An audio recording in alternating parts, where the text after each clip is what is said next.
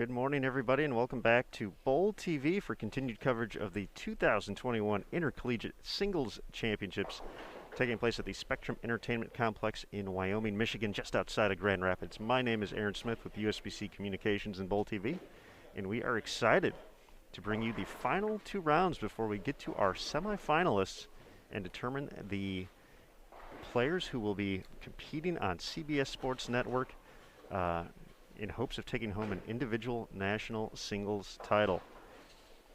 Yesterday we started off with the top 24 men and top 24 women who qualified through 4 sectional qualifiers throughout the country back in April.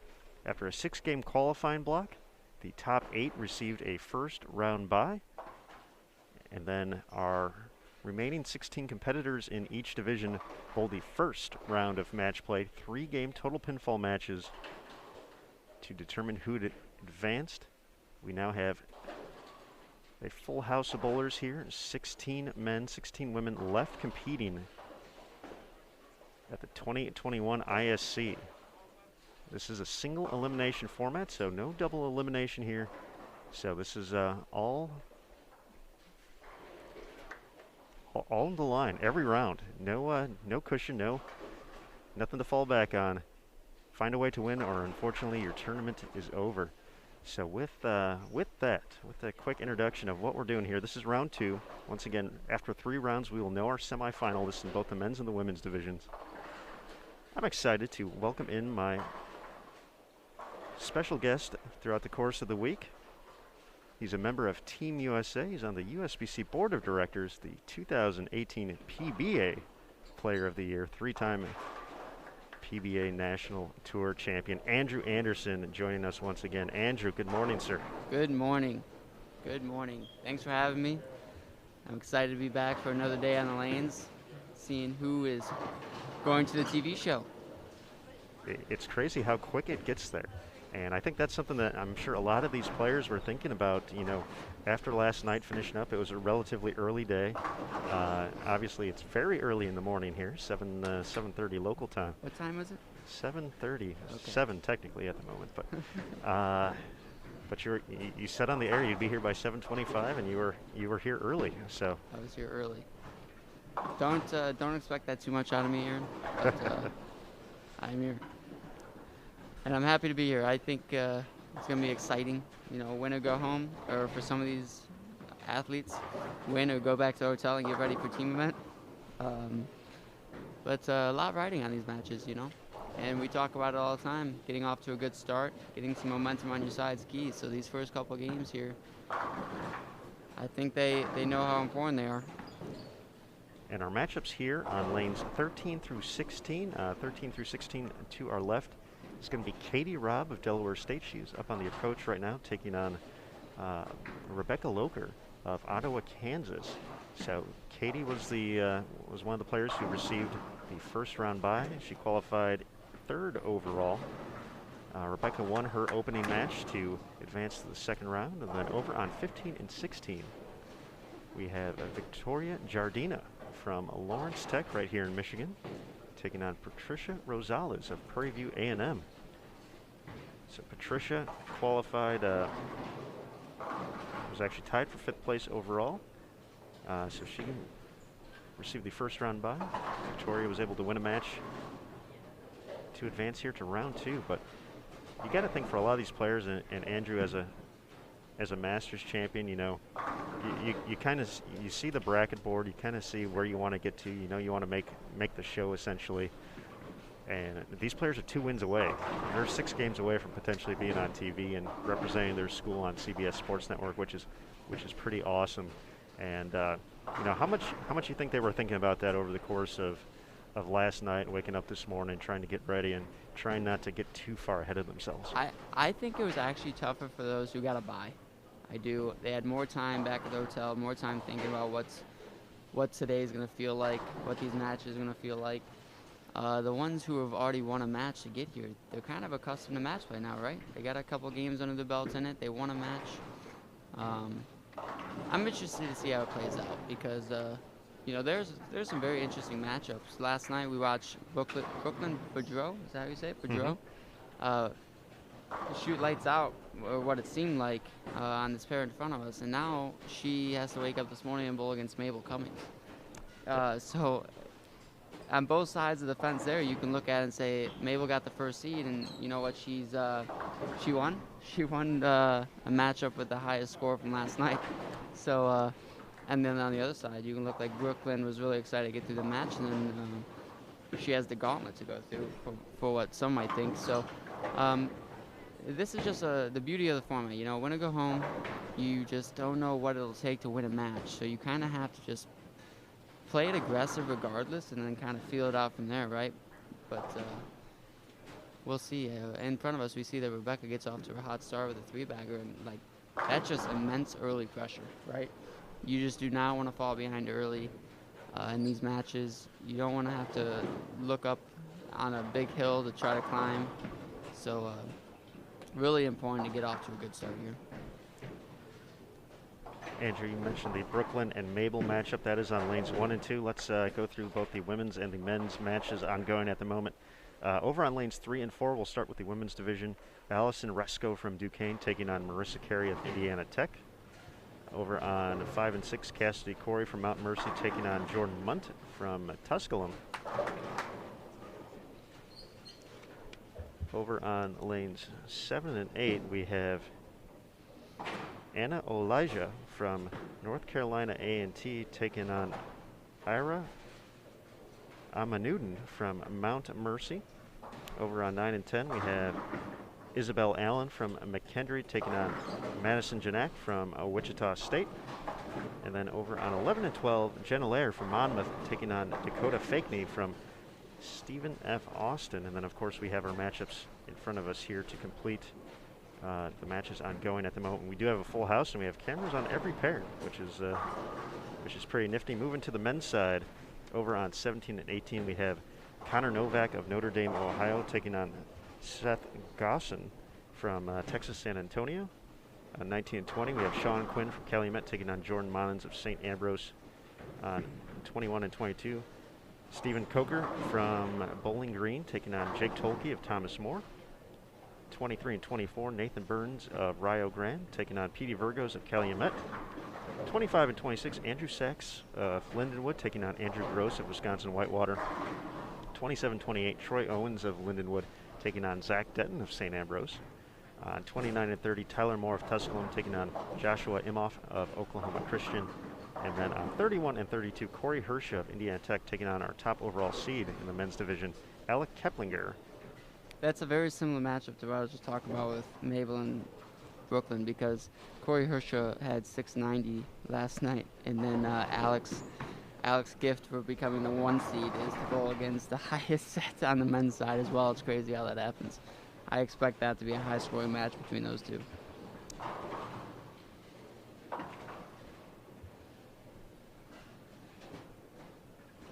Looking across so far, there's actually some. Yesterday there was some shaky starts by many of the players. This morning, not as much. There's a couple. Anna Olaya from North Carolina A&T. Thank you. Had the front 4. And we have a few early doubles, early triples. It's always nice to see. That'll loosen your swing up. And one of the things we haven't talked about yet, but we've talked about it throughout the course of yesterday's broadcast, is the oil pattern is unknown. So these players got an opportunity to come here to the center, come to Spectrum on Monday, and essentially try and figure out a game plan. And from what we've seen, it looks like a lot of the players, especially here on the women's side, have kind of decided to start off a little bit farther left, a little bit closer to third arrow.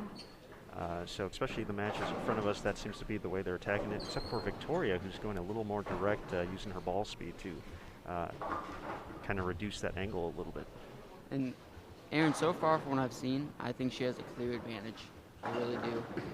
I'm not sure the correct way to play the lanes just yet, but I really do think the whole idea of straighter is greater is definitely happening so far this morning. The ones that have been able to keep the ball in play and not leave too many splits are going much straighter through the front part of the lane, and taking some of those out of bounds out of play.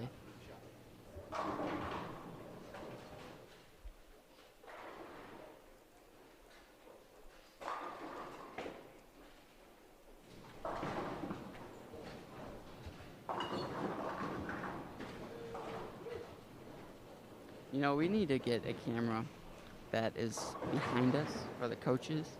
So the Lawrence Tech coach, TJ, Victoria tripped a 4 in the fourth, and he gave him the Tiger Woods fist pump early. I mean, he almost hit you in the side of the head, Aaron. You didn't even see it coming. I mean, it was a big fist pump. But let's be honest, I don't think that there's going to be a whole lot of animation from some of the girls here until the matches get closer, maybe towards the end of the matches. But there's going to be some animation from the coaches, and we see that early on. I like that. That's almost the second time you've had to save me in 2 days. I nearly fell off the chair. Let's not make it 3.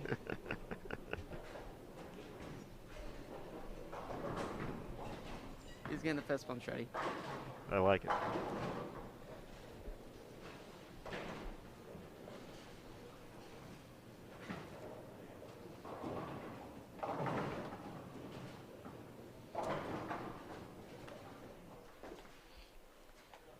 And folks, it does look like live scoring now populating, so you are able to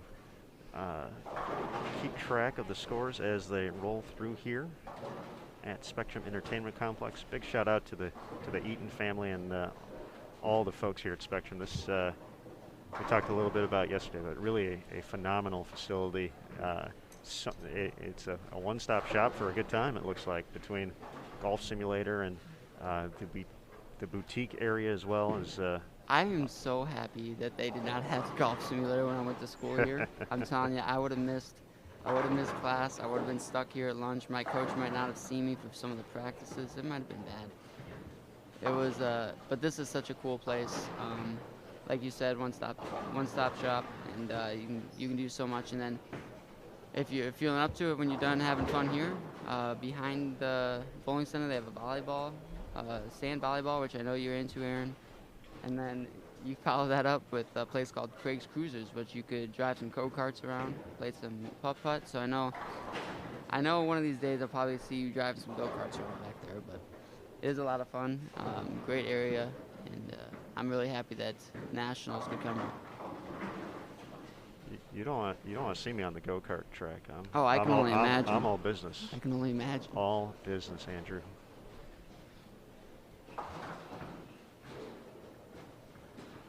I have jinxed 2 people today already. I've jinxed 2 people out. He said Victoria has a clear advantage. She splits.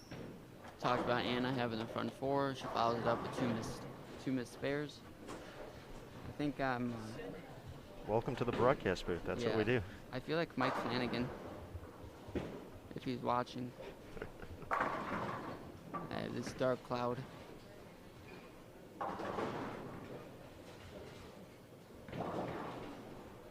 Let's give a big thank you to Merrick for bringing us the live scoring here this week. I think this match on 13-14 is going to get so low scoring because of how they're playing lanes. They're playing them so far left to start that where are you going to go? You're going to run out of room fairly early, and they're curving them. I would expect whichever one of these athletes decide to move right and throw it a little up the lane, a little straighter, maybe a little firmer, I think we'll have a better matchup later in this match. Because I just don't see where they're going to be able to move farther left. Now, Andrew, typically from the right-handers, once you start moving left, you usually don't see players move right. It's very hard to, yes. But that is why we have coaches. You know, that is why they have some direction. It's very hard to move right for whatever reason. Or even if you're left-handed, it's very hard to move back left because you feel like you've already played there. You know, like when you move away from it, you're like, I've already been there. Let's go somewhere new. But in this case, I don't think they really tried far enough right in practice. Like from shot 1 of practice, they were sliding around where they're sliding now. And when that burns up and that goes away a little bit, and you move left into what seems to be the flatter part of the pattern, and we don't know the pattern, but just by watching, you know, and as I say this, Katie's probably going to have a 9-bagger. Rebecca's going to have a 12-bagger. It's going to be totally they're just gonna totally throw me off the bus. This will be the 750 to 740 match. Yeah, because I said that, but we'll see. No, that's a fair point from the get-go from practice. Both of them. Wow, Mike Flanagan actually was watching. How about that? Hi, Mike. Good morning. Man, it's early over there in Utah. I'm pretty sure he has a timer set for whenever you are live, Aaron. Oh He my. wants to make sure that you're doing a good job keeping up on all the front nines so that he can chime into that pair, make sure he's got it set up on his computer, get a good look at it, make sure that that ends real quick. I don't think we're going to have too many front nines today. We only had one yesterday. That was Alec Keplinger, our leader on the men's side. Started with the front nine, and as you mentioned from just kind of walking around, urethane was the trick for Alec. He said he didn't use that throughout the course of the block, and very strong start. He kind of slowed down a little bit at the end, but still was enough to grab at the overall lead. And yeah, that'll loosen your swing when you get off to that good of a start. I'm seeing quite a bit of urethane again on the men's side, but it's not looking as pure is the word I'm going to use today. It looks like they're working harder, but it could be nerves. A couple of the guys are off to fairly strong starts, but majority of them are just trying to feel it out, get their sea legs underneath them. When you get the nerves going, you start to throw it with your upper body, and you got to settle in, and that's what we're seeing out of some of these matches. Yeah, taking a look at the live scoring, nothing. There's one or two big games out there. Andrew Gross and Andrew Sachs on 25 and 26. Andrew can still get to 247, and then a all-lefty matchup on 19 and 20. Sean Quinn from Calumet and Jordan Monens. Jordan, after 3 consecutive 9 spares, has rattled off 5 in a row. The Andrew Sachs match yesterday was so interesting. That was pretty crazy, yes. It was a 158 to 258 game 1. And then 258 to 158 game 2. So tied through 2 games, and both of them have a 150. And they just happen to be the same exact score. I don't know how often that'll happen. Especially with that variety in the score. And they were both on the same side of the lane. So maybe one lane was that much tougher, and they both had when they had to finish on that lane struggled. I'm not sure.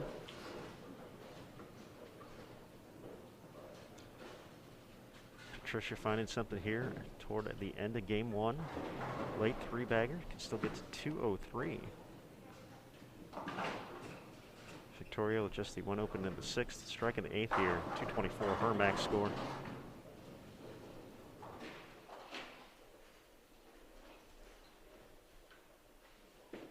Rebecca can still get to 244 this game.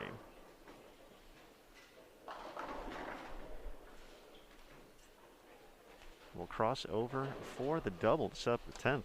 So a chance for her to build a bit of a lead here. Katie's max 200 even.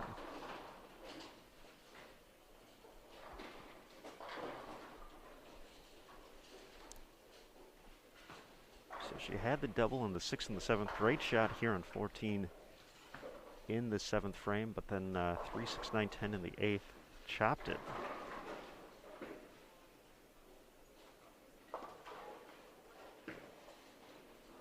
Looks like a better shot. Going to mix him up.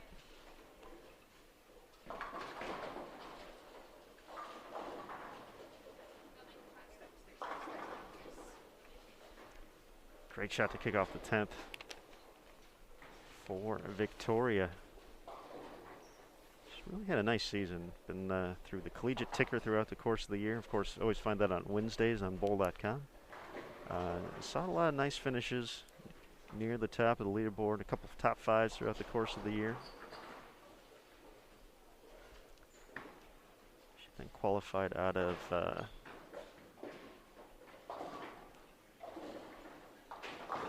Dayton sectional. Kicks the 10 there. Was 4th in average overall in the year. Collected 2 individual wins, 6 top 5s, and 8 top 10s in her 8 events. So that's some impressive bowling right there. Katie gets the first hit in the 10th. Still a chance to get to 200 even.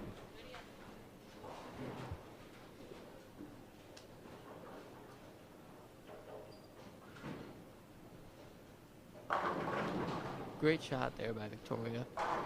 Fill ball always strikes, it seems. But strong start, 224. Patricia can punch out for 203. Rebecca looks like she's going to have a commanding lead, though, after game one, depending on what Katie does here.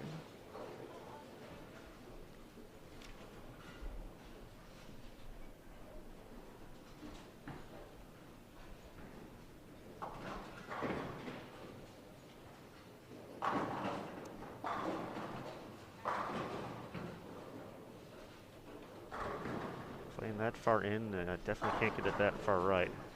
Yeah, and I think that just goes back to, you know, a little uncomfortable this morning. Match play. You know, every shot means so much. You just gotta get settled in, commit to the shots. Patricia got the hit in the 10th. Had some fun pin action there to make it 4 in a row. Katie's going to be in the 180s though. 188 officially.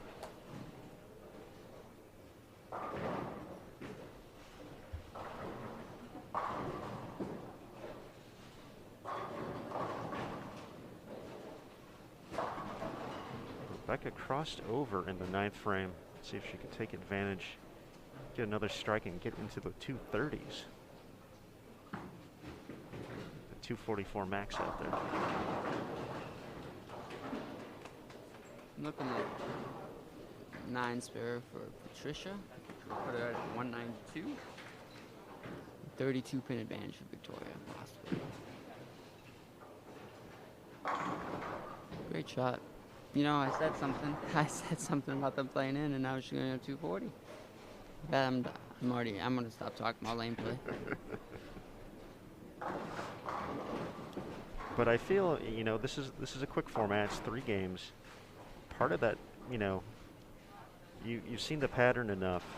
You kind of know what you can get away with and what you can't get away with at this point. Yeah, and you play to your strengths, right? Absolutely, that's what I was going to get to. If this well, is where I was just Rebecca, try to finish your sentence for you. I appreciate that, and I mean that makes me look good. So yeah, no, I think you always play to your strengths here in these formats because regardless of the ball reaction, you're just trying to make as many good shots as possible.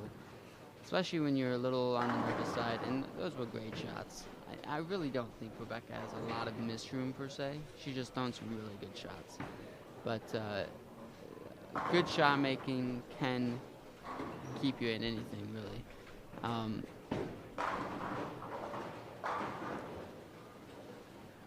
I am surprised she's not trying a different ball here. But she does also have 240, so I don't really feel like you have to change much, trying to just stay comfortable. Even though it's only 3 games, I do feel like they broke down really quick yesterday. And we're kind of at the point of this tournament, right, that you know how you're going to play the lanes, and from a coach's standpoint, you're kind of just trying to keep them off the ledge. Mm-hmm. You know, I just walked up and down, and I see a lot of coaching going on, but I don't really think it's coaching. I think it's more, let's talk through this, let's keep you calm, stay level-headed, and try to make as many good shots as possible. 244, 188, the official tally after 1. 56 pin advantage for Rebecca. That's a strong start. Then 224 to 192, Jardina ahead of Rosales to our right. Let's see if we can grab a few other scores as folks wrap Anna up. Olea had 221 to her opponent's 178. Yep, she was bowling Ira. Got some other matches. It looks like Izzy Allen up 214 to 183 against Madison Janak. Who is, can you see the scores of the Brooklyn-Mabel match? They're still in game 1. Brooklyn can max out at 205 and 210 the max score for Mabel. Okay. So 5-pin match up there at the moment. Looks like Pete Virgo's up 236 to 190 against Nathan Burns on 23 and 24. Close match between Jake Tolke and Stephen Coker, 197 to 193. Jacob with the advantage. Seth Gosson up 182 to 155 against Connor Novak. Jordan Monitz 244 to 200 lead over Sean Quinn Jr. Troy Owens up 3, 184 to 181 against Zach Denton. Let's see. Looks like Alec Keplinger is going to be up against Corey Hirsch after one. 212 Alec in the book. Corey can max out at 185 with a fill ball left to go. And then Tyler Moore is going to have a big lead after game one. Can still get to 236 against Joshua Imhoff, who's at 168. Andrew Gross from Wisconsin Whitewater, 236 to 168 advantage against Andrew Sachs, but Andrew starting with the front three this game. So, well, we saw yesterday. He had a pretty strong bounce back early after a 150 start. Maybe he just doesn't like the lean jet. You know, he needs a game on him. He's just not a fan of game one in general. Right. Just say, hey, it's too early in this now. Too early in the morning here for game one. I'll get him game two. And hopefully game three. I was always like that. I still am to this day. In the afternoon blocks, I always can start off fairly strong, but if it's a morning block, like an 8 a.m., 9 a.m. start, you might as well chalk that first game up for me as practice. I'm warming up. I'm going to shoot some spares and see how I'm feeling, and then hopefully off to the races. Absolutely terrible stuff 8 there. That was... Yeah, and that's right off of a missed spare. It's a tough place for it. And Rebecca just threw a shot that is exactly what I meant. It was just a touch on the inside, and it went all the way Brooklyn. You know, so she really does not have much misroom. That just goes to show you how good a shot she made. And she also did have a couple breaks game one to get to 240. But that's what you need, you know. Those are what keep the strings going. A couple breaks here and there, a couple off hits. That is not what you want to see if you're Katie. You're trying to get back in the match. You have a flat 10, throw a good shot, and your opponent gets away with one. So, kind of how match play works, but gotta stay within yourself and try to make the best shots possible, and hopefully get back into it. And that is hard to watch. If not from my perspective, if I was a bowling against her perspective. You never say that it affects you. You never say like, hey, I'm watching them type of thing. You try to not watch. But if you're watching, yeah, that is, it's two ways you can take it. One, you're not getting any breaks. But on the other side, you say, hey, my opponent just got away with a couple. Doesn't really know where the pocket is. Maybe if I throw a couple here, I can make him uncomfortable. So, interesting to see what Katie does here. Good points there, Andrew. Looks pretty good.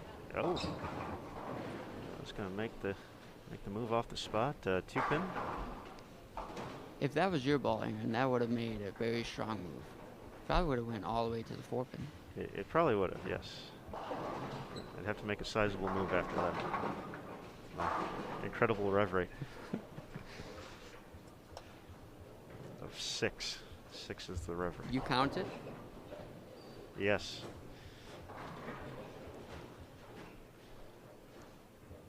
Sometimes I throw the bowling balls that have more color in them just to see my ball roll. And then I regret it instantly when it makes me feel like I have no rev rate. So I try to stick to the solid color bowling balls so that way when I miss one, I don't know it. And you don't have to see your rev rate? Yeah, that's the main portion. Especially when you flat 10. You feel like you catch one, you hit it pretty good, you flat 10, you're like, oh, is that me?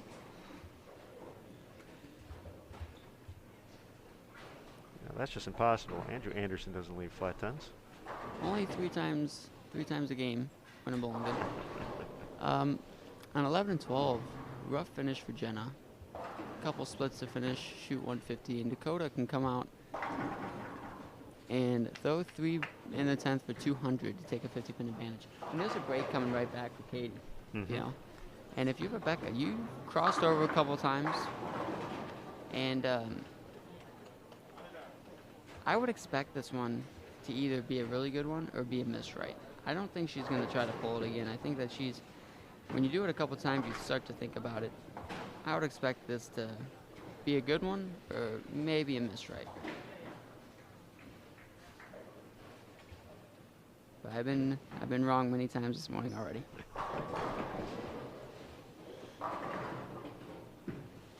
That is definitely right. And that is only because of the last two.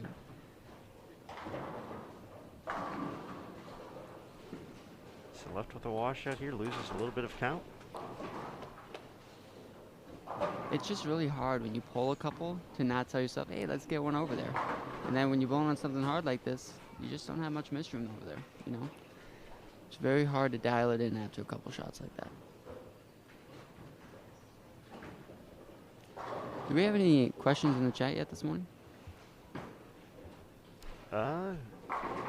Just some good mornings. Okay. I feel that folks are Good are morning, like wonderful people. are like us. They got their coffee this morning. Good. Settling into some Need it. some Bowl TV and collegiate bowling here. This is game 2 of 3 of round 2 of match play at the Intercollegiate Singles Championships. We do have cameras on all pairs in play, so that is pretty cool. Dakota from SFA just did something very impressive. She has struggled the last couple shots on the right lane. She went Brooklyn in the 9th with a Pink Widow, and going into the 10th, after watching her opponent split in the 10th, she made a ball change. Totally blind ball change, hasn't thrown it all game, and I don't even know if she threw it in practice. And she threw a monster double to take a commanding lead game 1. Now we had Dakota on, and the ball matches her jersey, which is You know, excellent touch sometimes as well. sometimes you have to just throw that one because of the good vibes. But she actually used that ball early in qualifying yesterday to earn a first-round bye, and she was actually farther right than anyone I had seen on the women's side. She was actually playing a little bit right of the track, and that one crossed over to wrap that game up. But as you said, a 49-pin lead, 199-150 over Jenna Layer of Monmouth, heading into game 2.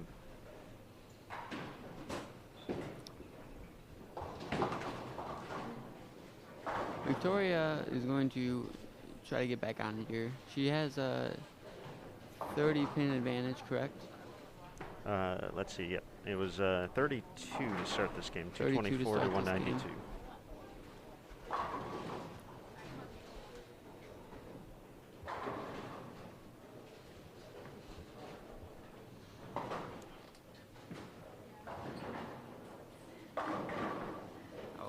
Does she trip it? She trips it. And TJ gives it the big fist pump in the back. Oh, yeah. I had to turn around and saw, as soon as I saw the trip four, I had to turn around and get a TJ fist pump. Gotta love it. Just again, a reminder, folks, Merrick live scoring is available here to follow all the pairs in play.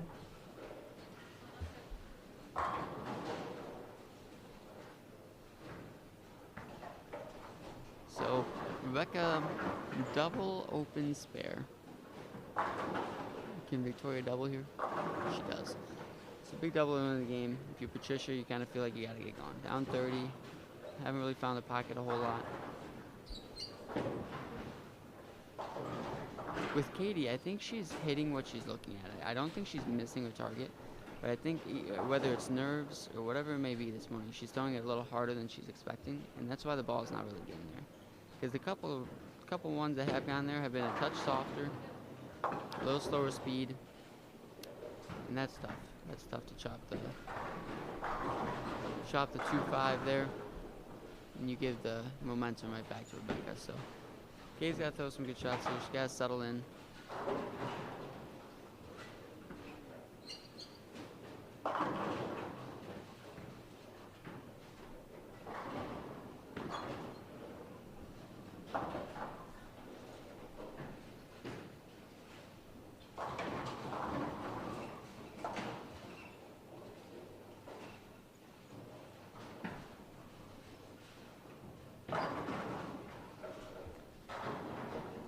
Sometimes it just doesn't feel like it can ever go right, you know? Yeah, that shot left from the get-go, and we saw her opponent have a couple of Brooklyns, and that was a rocket 10. That was the quintessential Brooklyn strike, and somehow nothing hit the 10. Patricia had a good shot there. just a touch it in. But then if she gets it right of that, we've seen her leave a couple 210 combinations. So probably need a ball change from Patricia, and I think that's what she's coming back to talk to her coach about. She's done a lot of good shots, just haven't seen much from it. So you can only try to outbowl that ball reaction for so long before you have to make some changes. I would expect there to be some changes fairly soon.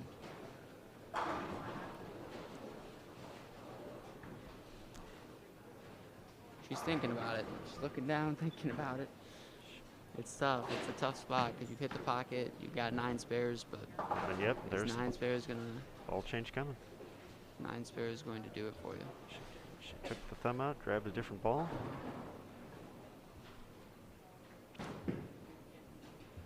That's a better shot. Oh. That's what you get for saying that. Yeah, well, it was a better shot. It was a better shot. Just a worse result. Bad break. There's the ball change. That looked pretty good. Good shot. I'm not sure if that was a ball change. Could have been. I thought she was throwing that ball. It does. Oh, maybe the red one was for her spare attempt. That's what it is. Okay. But I do think that was a big move because on the right lane there was way more up the lane. That looked like she had moved a few left and tried to curve it just a touch more.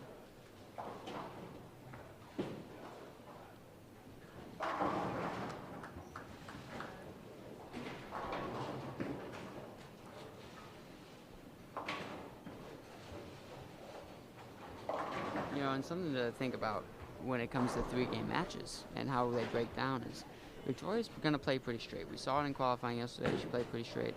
Stayed pretty straight so far this morning. And that's her A game, right? And what's Patricia's A game? I think it's getting a little bit farther left than her opponents. She can hit on it pretty good. And I think that the lanes are going to break down in Patricia's favor because she's going to curve it into the spot that Victoria's making. So if she can get within striking distance, I think game 3 she could put something together. But Victoria's made a lot of good shots. Just how long can she stay out there?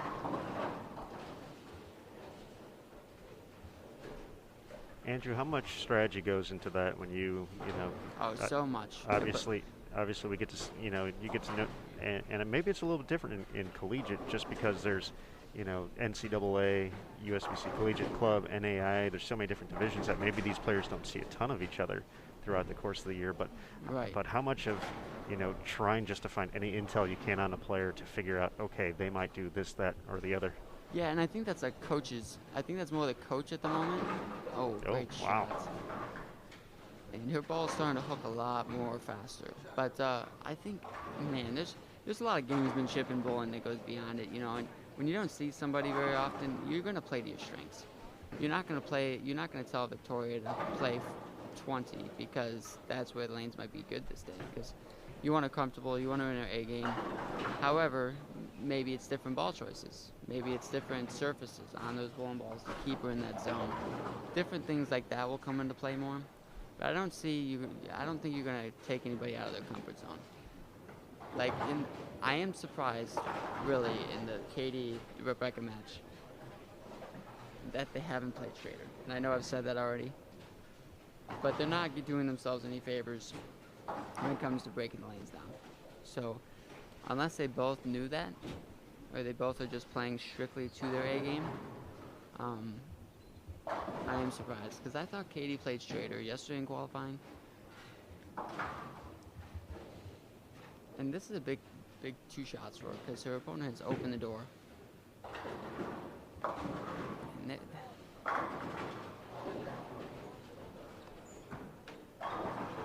it seems like these last few on 14 have looked like they're close. They are close. And it's just... it could be a ball choice. I do think she's throwing it firm compared to... she does throw it hard in general, but she's throwing it even firmer, and I think that's a little bit of nerves, just trying to make sure you hit what you're looking at, Sometimes when you get in these situations, you kind of lose the feeling of your legs and whatnot, and you just try to hit what you're looking at, and that's the first step, and then you try to settle in from there. And it's even harder when you're down. When you're down and you feel like you got to strike, and I know she's got to feel like she's got to strike a little bit because we did not see much of this out of her yesterday. I mean, it seemed like every other game was a 220 or 210.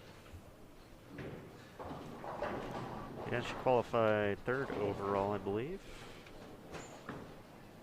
12:27, so a couple 230s in there. Had some rougher games along the experience as well, but I like that, along the experience. along the experience. Patricia with a double there after moving left. Oh, great shot to not get the second one.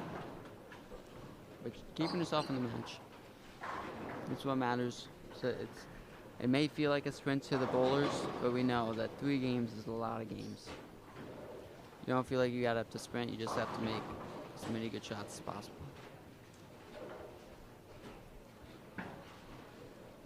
And I don't think anybody enjoys sprinting this early in the morning. No. I have some friends that do. They invite me into runs early in the morning, and I tell them I'll see them for lunch. I'll meet them after at the clubhouse or whatever it may be. The only thing, I mean, when I'm bowling, I think I'm cool with waking up early. I'm excited, you know. I do not sleep much before tournaments. I'm just thinking too much, thinking about like what I'm gonna do, how I'm gonna play them, all that stuff. So it's easy to wake up early in the morning. But when it comes to just like, if somebody told me like, hey, would you like to wake up at 6 a.m. for a run? I might not respond to the text. Fair point. I might tell them I'm already sleeping.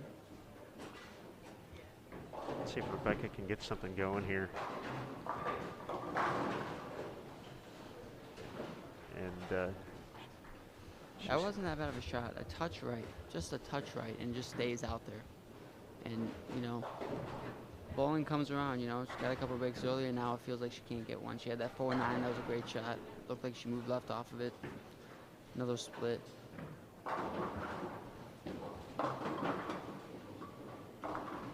Good break for Victoria for breaking up that split as well. To get 9. And that match, this game has gotten close.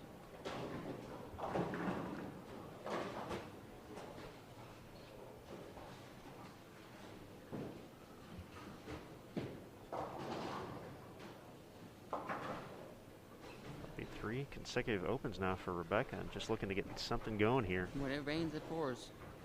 It really does. Had a 56-pin lead after 1, but this is one of those times you just got to regroup, take a deep breath, reset. Feel like it's a new shot. Don't let it culminate.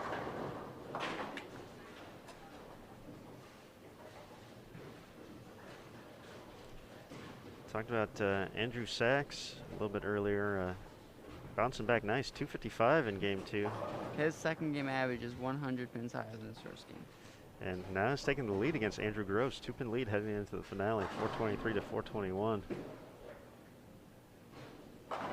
Petey Virgos is going to have a big lead heading into the final game against Nathan Burns. Nathan not bowling bad, but Petey is putting some strikes up. He can make the turn at 483.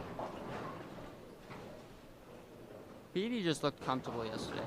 But during qualifying, now during match play, he just looks comfortable. He likes what he sees. Just a lot of commitment.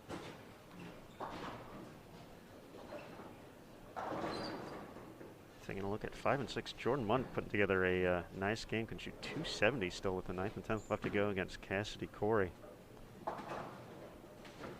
What pair is this on? 5 and 6. Okay, thank you.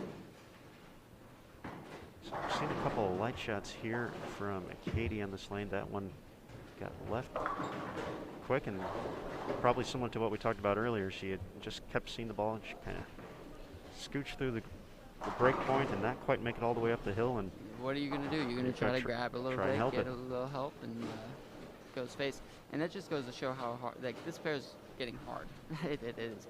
They're not throwing that bad of shots, but you miss one right, your ball stays right. You miss one in, your ball goes left. Just not a fun place to be.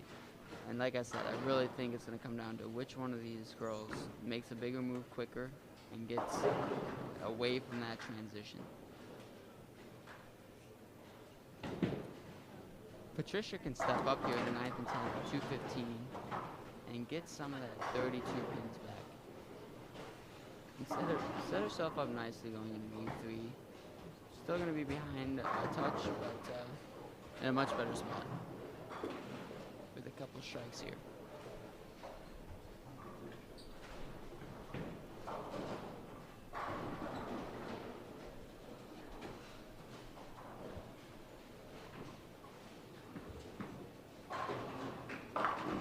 Oh. Big break. Big break.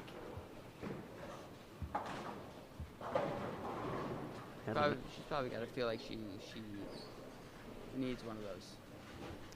Had the mixer 7 that Yep. didn't fall in the 8th, so.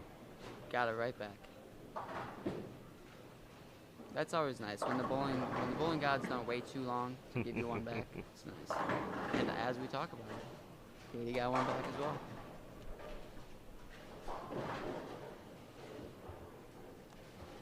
I had asked Gary Brown. I was curious if we had a re-oil before the next round or not. There's not. There is not. Okay.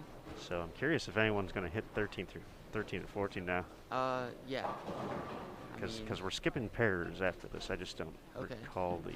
I think somebody's going to hit 3 and 4. I do. I think it's going to be 1 and 2, 5 and 6, 9 and 10, 13, 14. Because the men will start in 17, 18. I think. Could be wrong. You were correct about 17 and 18 for the men, but looks like we actually will start on 3 and 4 here. So they're going to put a women's match and a men's match next to each other. I believe so. And okay. according that could, that could be an error. I'm not sure because I would be surprised if they didn't they had a pair in between every other match, but not that one. Maybe they don't want 1 and 2 in play.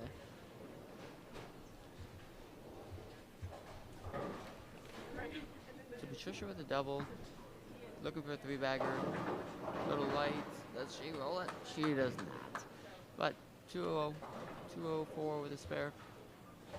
Victoria can shoot 200, so no matter what, Patricia's going to get some pins back here. Just might not be very many, but I do think she's starting to get comfortable. Looks like she's starting to find her rhythm, find some ball action, and Victoria needs to make a move here. Rebecca can shoot 168 with 3 strikes in the 10th. Katie can shoot 206. So, that 50-pin deficit could go away fairly quickly. just like that. We see it from Andrew Sachs. I mean, those pins can fly around.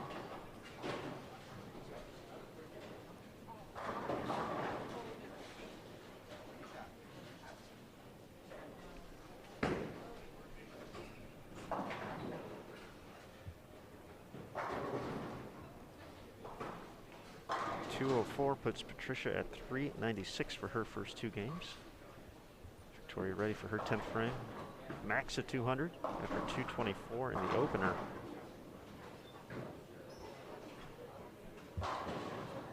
.3610 to start the 10th for Rebecca, so her max drops to 155 now.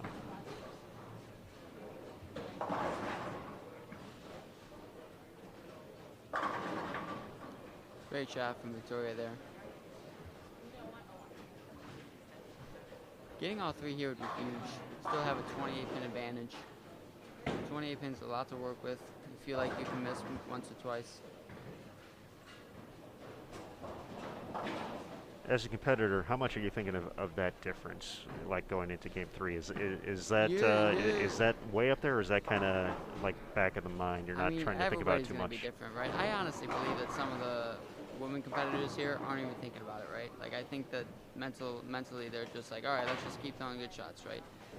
But I do think that your approach to Game 3 can change depending on that difference, right? Like, if I'm down 50 pins, what I've been doing is not working. Whether it's how I'm throwing the ball or what ball I'm throwing, I will be looking at something different. I've just never been one to beat my head against the wall. What do they say?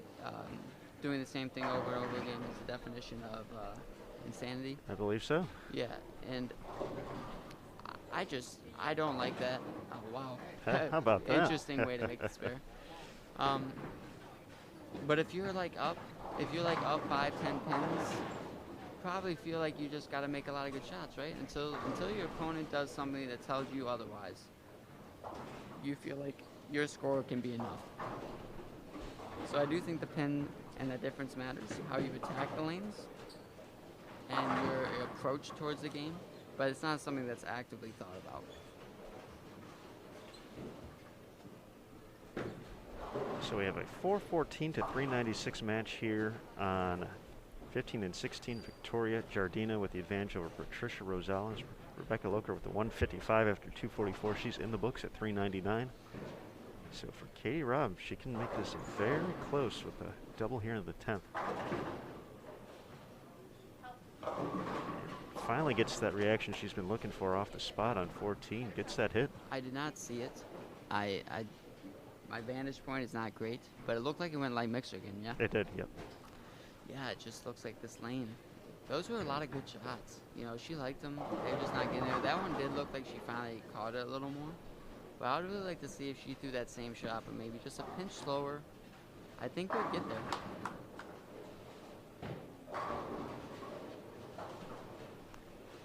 Now in the 190, so she's made up 40 pins.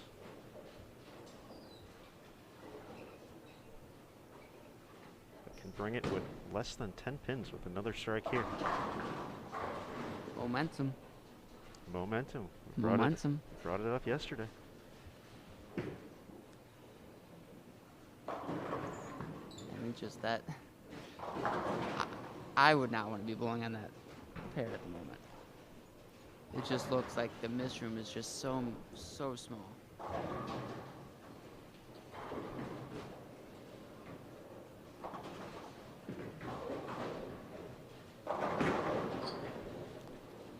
There's a little emotion from Patricia, Yeah, getting the mixer. She knows she gained a couple pins back there. It's time to go. You know, it's time. Oh, let's go. Exactly. It's game 3. Win or go home. A lot on the line. Some girls show emotion, some do not, right? And when it comes to gamesmanship, if you know your opponent doesn't show much emotion, it's almost better to show some to see if you can get some out of them. Because you can really test how somebody's feeling. You know what I'm saying? Like, if you feel like your opponent's a little shaky, having some rough ball reaction, and you throw a good one like that, I think it's totally okay to let them know that you think you threw a good one. Because then it makes them feel like they have to throw a good one.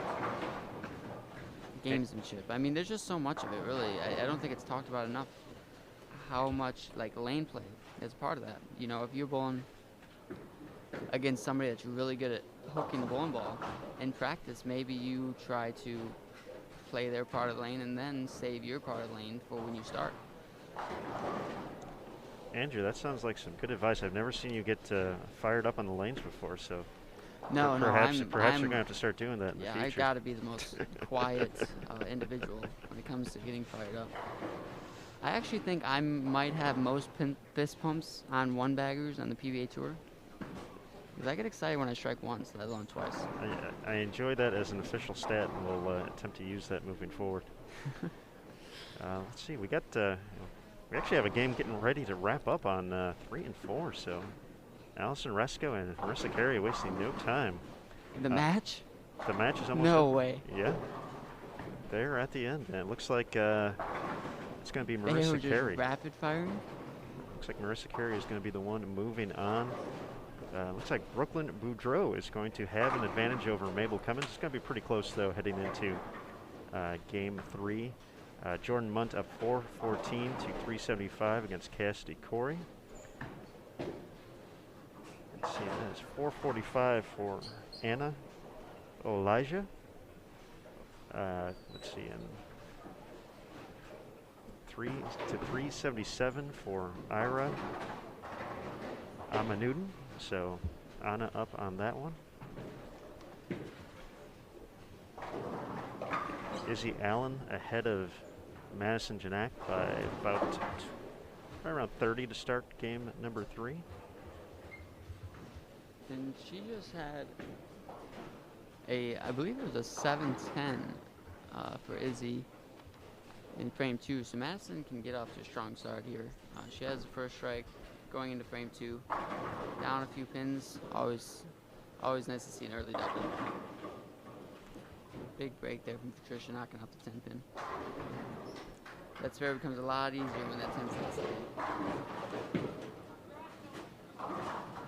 Good spare by Katie. Madison with the double. Trying to get some of those pins back on Izzy real early. Some other updates here on the men's side. Looks like Connor Novak with a early advantage heading into game 3 over Seth Gosson. Jordan Monen's big lead over Sean Quinn Jr. heading into the final game. Stephen Coker up against Jacob Tolke. Talked about Petey Virgo's early advantage over Nathan Burns heading into game 3. 392 to 364 advantage for Troy Owens over Zach Denton. Andrew Sachs still holding the slight lead over Andrew Gross on 25 and 26. Tyler Moore up 439 to 375 against Josh Imhoff, 29 and 30. Then Alec Keplinger up 387 to 339 against Corey Hersha on 31 and 32. What was the score of the 31-32 match? 387 to 339. And I said that was going to be the high scoring one, didn't I? Wow, that's crazy.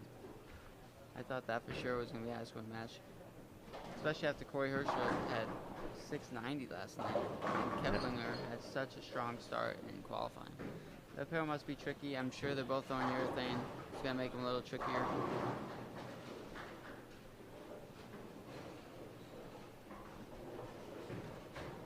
You know it's not tricky though, Andrew? What is that? Winning on Bowl TV. Okay. We're going to do a giveaway here in game 3. Okay. Coming up in just a frame or two, folks, so be on the lookout for that. Once again, very easy to do here on Bowl TV. You'll just see a prompt in the bottom left-hand corner of your screen. When it's time, we'll give you the heads up that's coming. And then all you have to do is hit the submit entry button, and you will be eligible to win. To win what? What are they winning?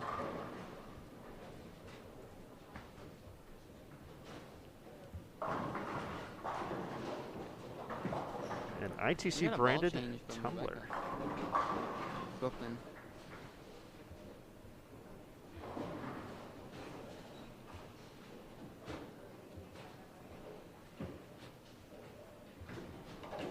Ooh. Ooh. That was Testing the waters. a little bit closer than I'm sure she would have liked. But it fell. That's the important thing. It did fall. I can't believe the one match is done already. We have one match already in the books. Let's see if we can verify final tallies up there. Marissa Carey of Indiana Tech, 662. Allison Resko of Duquesne, 567. So Marissa, one match closer. Big early double for Victoria. Has the lead. Pressure's back on Patricia.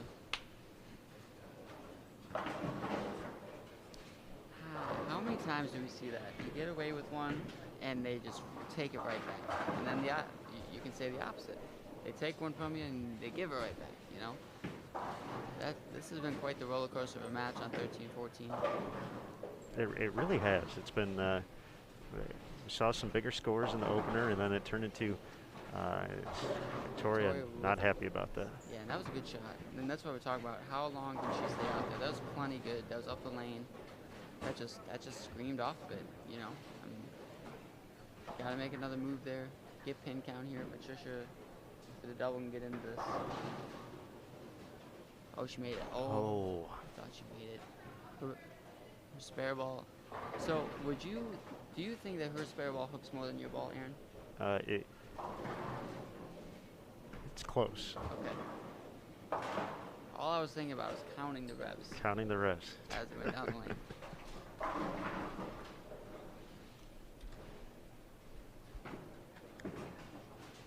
So after the shot from Katie here in frame number 3, we'll go ahead and start this giveaway for an ITC tumbler. So once again, you'll see the prompt in the bottom left-hand corner of your screen. That will say giveaway will begin shortly. It'll have a countdown, about 60 seconds. And then the giveaway will begin. You'll see the submit entry button on your screen. If you're watching in full screen mode, we do recommend. That's pretty good right there. That's really good. That's very good. We recommend that you take it out of full screen for just a second. Make sure you can see the chat and everything going on. And then you will be able to win. One lucky viewer is going to take this home. So we appreciate that. And we appreciate everybody joining us here on Bowl TV. I'm Aaron Smith, joined by Andrew Anderson, here from the Intercollegiate Singles Championships at Spectrum Entertainment Complex in Wyoming, Michigan. And we're just moments and minutes away from a Chick-fil-A, which Andrew says is a delicacy here in Michigan. It really is. I always, like when I come out this way, whenever I just go to a Chick-fil-A, good shots, good pin action. I'm the worst about accidentally going on a Sunday. I'd be like, why is it closed? Especially like travel days, right? When we travel on weekend events in the summer for the PBA Tour, and Detroit Airport has a Chick-fil-A, right? So I get all excited flying home on a Sunday. Maybe I'll get some Chick-fil-A and then get there and I'm stunned every time.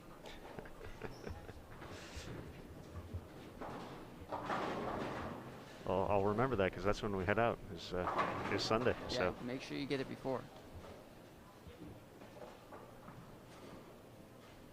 So giveaway is underway. Good luck, everybody. Hit that submit entry button. Katie with the double. That was a huge double. Rebecca working off the 4-9 in the third. And then that's left. Should get away with it. Makeable spare there is good.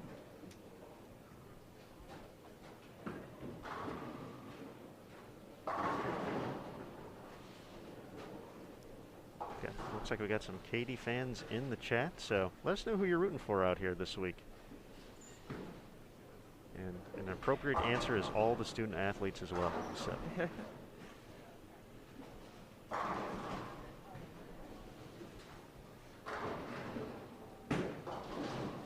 Just as a heads up, folks, we will keep the cameras running in between the rounds here.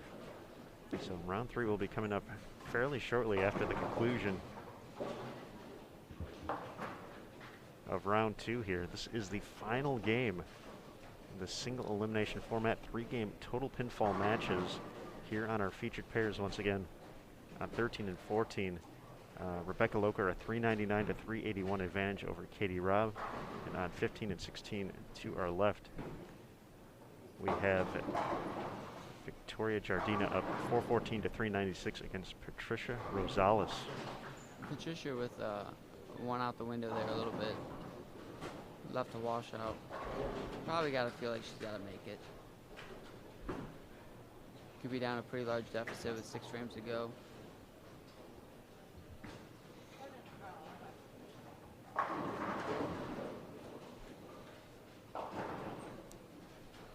Madison Janak with the front 3 spare strike, and Izzy with spare open, spare strike, spare.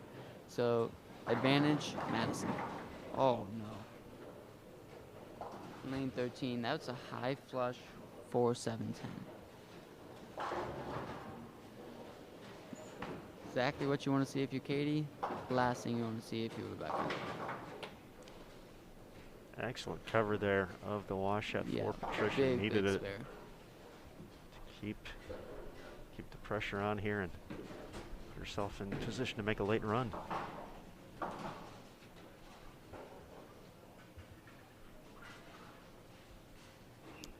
And congratulations to our winner. Who was it? They don't have their actual name. It was just Impulse, which is a cool name in its own right. Okay. So Impulse, our marketing team will be reaching out to you soon. And Made it. Oh, that was just like the Fast, 4-9. yeah. Victoria with a great shot. Our marketing team will be reaching out to you soon to collect that prize. And thank you for participating, and thank you to everybody for being part of the Bowl TV community here for the Intercollegiate Singles Championships.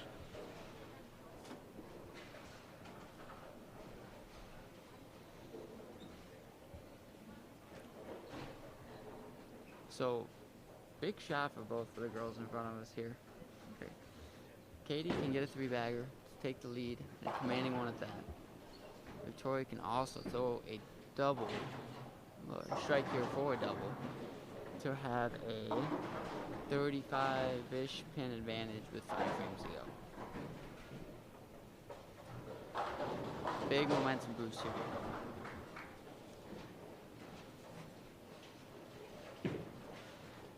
Got to stay there. Pretty good. Oh, Yep, good shot, good shot. Not getting it as far right now, a little more up the lane.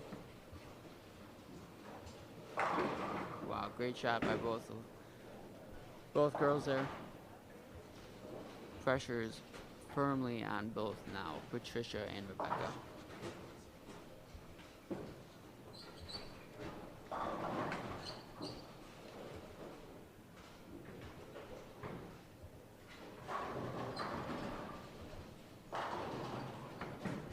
Can never get too comfortable in these 3-game total pinfall matches. You just never. Big bounce back shot. Give Patricia here. Probably feel like it's a must strike situation. Not quite there yet, but it's getting very close. The opponent has 2 doubles this game. Ball reaction is looking good.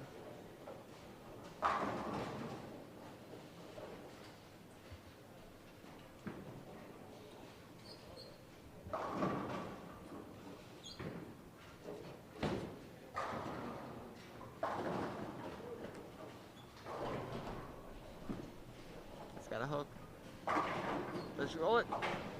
She does not. She looks like she wasn't fully committed to that one.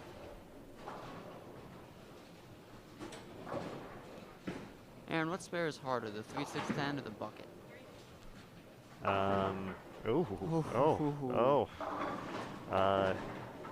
That's a great question. I I feel I'd rather think shoot the at the 3-6-10 in that situation. I than think the bucket. 3-6-9-10 is 100 times easier than the 3-10. When you put that gap in there, I don't know. Maybe it's just me. Like shooting a 3-6-10 is fairly easy for me. Shooting a 6-10 is fairly easy for me. You take that 6-pin out of there, I will hit the reset button. So the 6-pin really brings it all together for you. It really does. It really does. That pin does a lot of the work for me. It's important to have the pins work for you and not against you. True. Okay, Rebecca. Wow.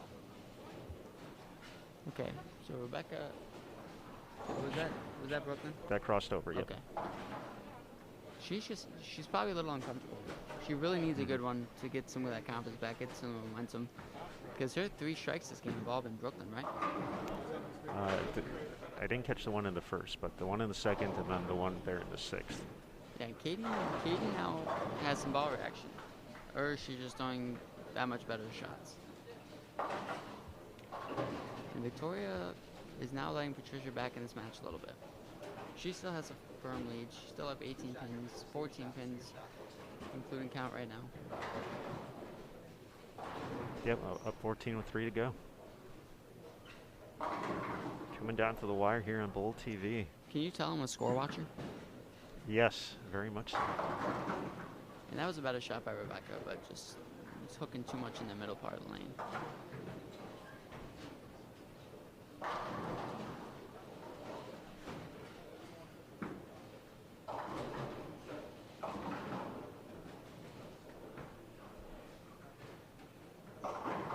It's up the lane. Got away with it. Got away with it. And a note on that, we talked about, kind of watching your opponents. Patricia had her back turned, talking to her coach here. So. Yeah, and I think that the coach is doing, keeping her in the right mindset, right? Regardless of what happens here, is your best shots are plenty. It's all you got to be told. Just try to make 2 really good ones here and put yourself in contention. Madison Janak and Izzy Allen match got really close. Izzy has actually taken the lead back with a 3-bagger. If Madison does not strike out, she can strike out with 224. She needs some help from Izzy. She needs some help from Izzy. Patricia, great shot. Past junior gold champion here in the great state of Michigan in 2019. Biggest shot of the morning for Patricia right here. Set up the 10th, put the pressure on.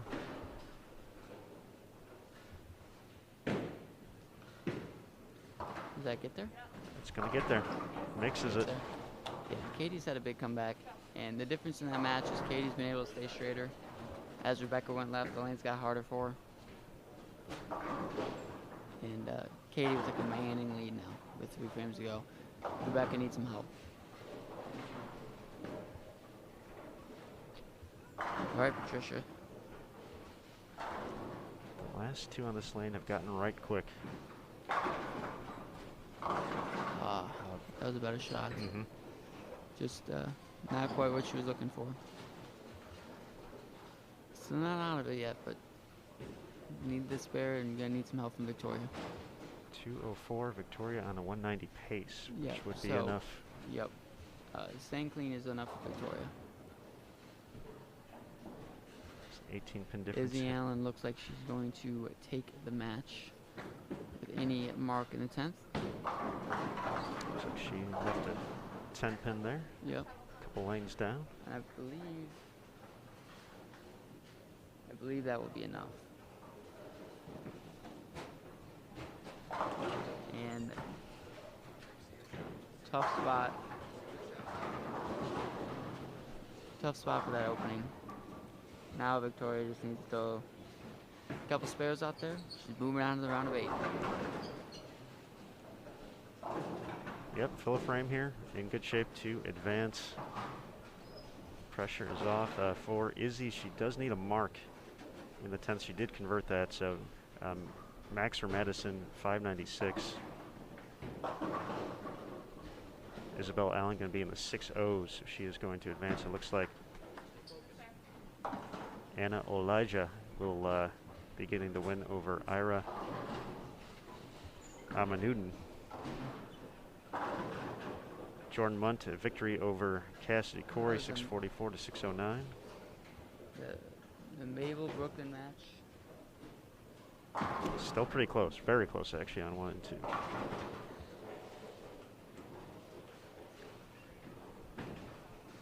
So there's the first mark.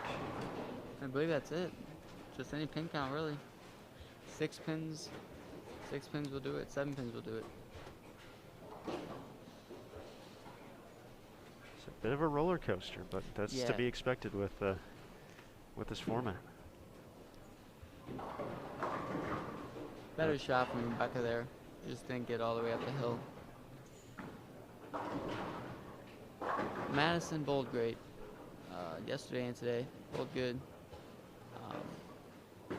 Izzy Allen's going to move on though. But I have a feeling we're going to see Madison the next couple of days with the Wichita State Shockers. We'll be participating in the ITC coming up, and wow. Oh my goodness! Let's see. What's the match is over. Give me two. Yep, already at 588, so she will. She match will be is over, safe. but if you're Patricia, that spare is going to haunt you. And we just talked about it. The bucket. The bucket is just. Talk about a finish on 27-28. Troy Owens against Zach Denton. Zach trying to make a comeback, had the front 8, and had a chance to double in the 10th and shoot 278 to win. Did not get the first hit. So Troy Owens a 640 to 618 with victory. With a 240 finish. Troy needed every bit of it. Yep. Petey Virgo 653 to 549 a victory. Jordan Monens is going to get a win. He's going to advance. Stephen Coker is going to advance. Andrew Sachs at 592, 573 win over Andrew Gross. Looks like Connor Novak of Notre Dame, Ohio is going to get a victory here.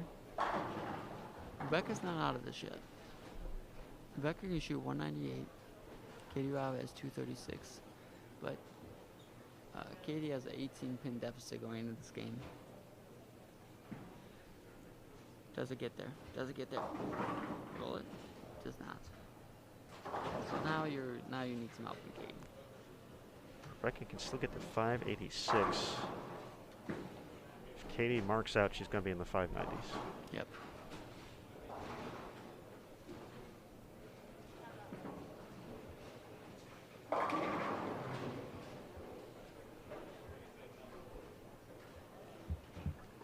Victoria's going to get the win with 590 over Patricia Rosales. Move one step closer potentially advancing to CBS Sports Network. The top 8 in each division will be up next right here on Bowl TV. Be a pretty quick transition into the next round. Once again, no re-oil. So they'll set the bracket. The players will get some warm-up prior to the start. They'll be ready for business. Still have 2 other matches ongoing on the women's side. The Brooklyn Boudreaux and Mabel Cummins match on 1 and 2. Who had the lead, Brooklyn? I believe Brooklyn had the slight advantage heading into, yes, had the advantage. And she's now at a 12-pin deficit. It's with Mabel working on a strike, yep. So that one coming down to the wire. Then we have Dakota Fakney and Jenna Lair on 11 and 12 as well. Dakota, pretty big advantage in that one halfway through game number 3. We will adjust the camera over there after we wrap up our matches here. Victoria Jardine is going to get the win against Patricia Rosales. Katie Robb, that one stayed out. Going to give some. Just trying to stay clean. Going to give some count back, but just has to fill some frames here.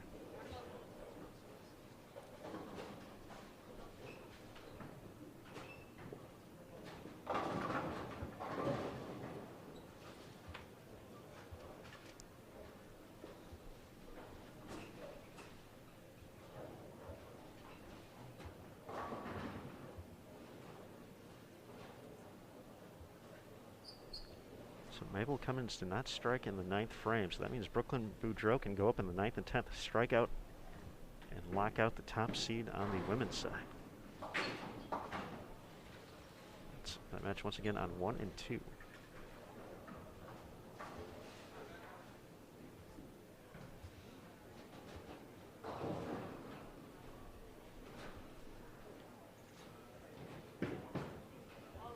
Hang on to the head pin, does so.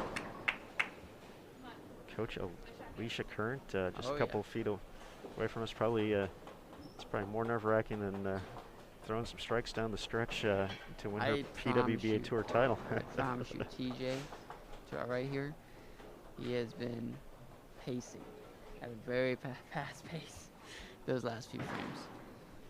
But that just shows how much you want it for your team, for your student.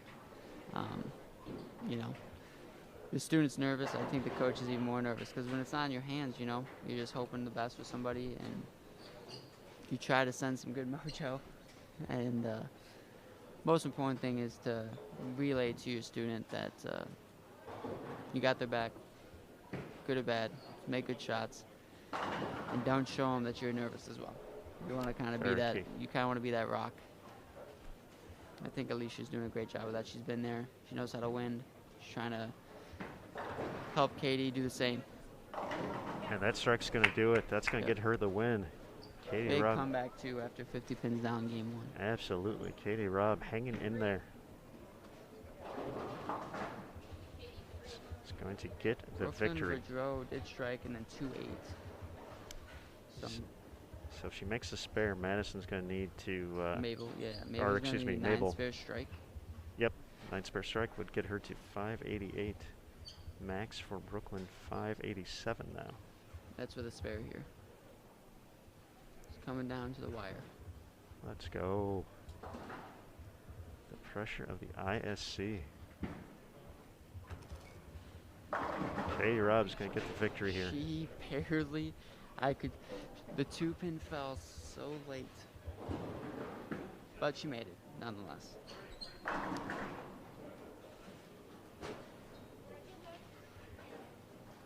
Alec Keplinger, 585 to 550 win over Corey Hersha. Tyler Moore of Tusculum's going to get the victory against Josh Imhoff. All 10 is so important here for Brooklyn. Oh, absolutely. Looks like she likes it. Oh, crossover. I think that's 9. It is 9. So 8 spare strike from Mabel will be enough. And you got to think Brooklyn, she has had 2 missed make-walls, both 9 misses. May come back from once here, but we will see what Mabel comes out and does here. 6:03, the final tally for Katie in the victory against Rebecca Locher. Mabel's taking a lot of time here. Great bowling to Rebecca. You know, very strong start, a little bit rough second game, but she tried to grind through it. Got to be proud of yourself. You know, we talked about it yesterday. You're representing your school at the ISCs. Did good things here, and hopefully you get another chance at it. Mabel rolls. Oh. Is that just an 8-pin? That was the 2-8-10 that turned into just the 8-pin. All right, so now a spare and 9 for Mabel will Wow. get the victory. That was a very late roll on the 2.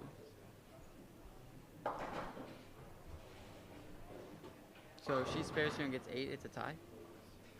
Spare 8 is a tie, yes. Which means 9th and 10th frame roll off. Okay. According to downtown Gary Brown. Wow, that was so close.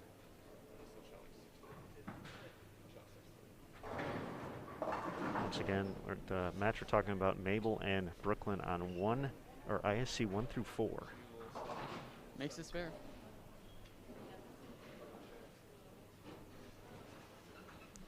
So now 9 or a strike to advance. Anything less? Maybe a roll off? Maybe Brooklyn moving on. It's amazing how after 3 games these matches always come down to the 1 shot. Seems like it happens a lot. Final tally 6:03 to 5:73. Katie Robb with the win over Rebecca Locher.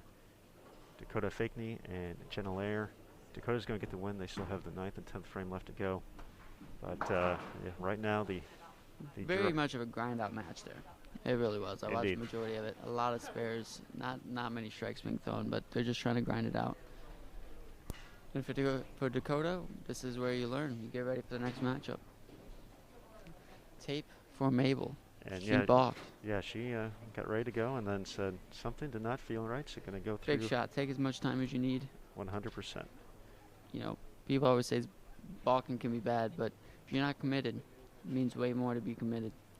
Good or bad, you just commit. Mabel wasn't committed, so and she went I think she did the right thing by backing off. She went through the process and now and back she up on did the just approach. 2-8-10, so she's got to feel a little wishy-washy. Not a whole lot of strikes on that pair this game.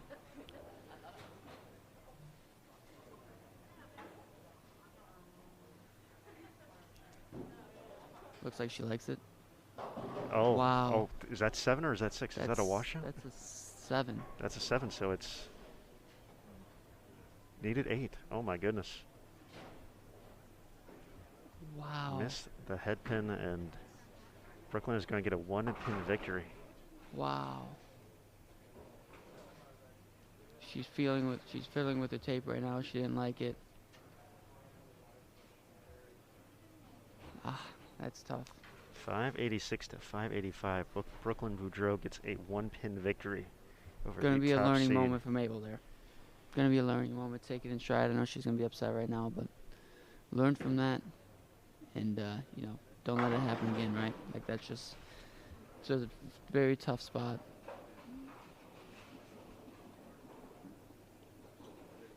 Knowing Mabel, she's gonna handle it well, but crazy. Always comes down to, you know, you can look back on different shots.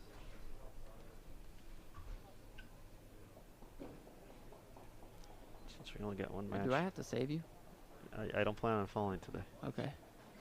I'll just get some bonus coverage of Jenna Lair of Monmouth and Dakota Fakney of Stephen did you F. get Austin. that? Did you get that? She threw a messenger. I did. We were there in time. All right. Good work out of you, Aaron. I try. Dakota is going to try a different ball here. Get ready for the next matchup. Learn something, especially with it being on the burn. Can I see the matchups? Can I see the bracket? Sure. I want to know who's bowling who here. Well, this might be. Because if you're a coach here, you're definitely keeping an eye on who bowled where. Let's see if I can update this for you, Mr. Anderson. I appreciate that. Let's see. So this is Brooklyn here. and Jenna's finishing this game off so strong. She's going to be even more upset because those were some of the best shots in the match, and it just came a little late.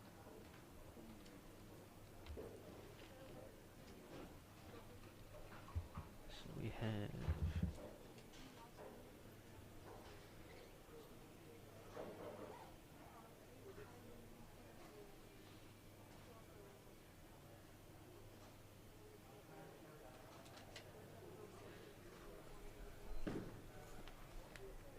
Thank you, sir. So we are going to have Jordan and Anna, Brooklyn and Marissa, Izzy and Dakota, Katie and Victoria. Some interesting matchups.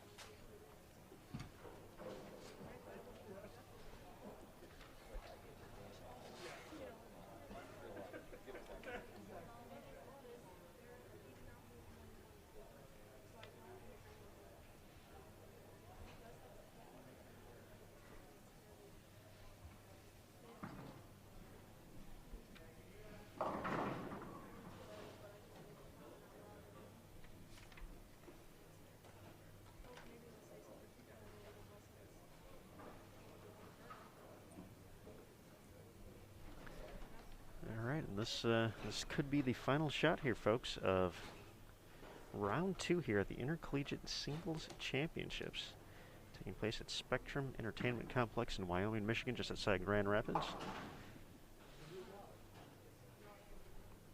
Dakota will get the victory as we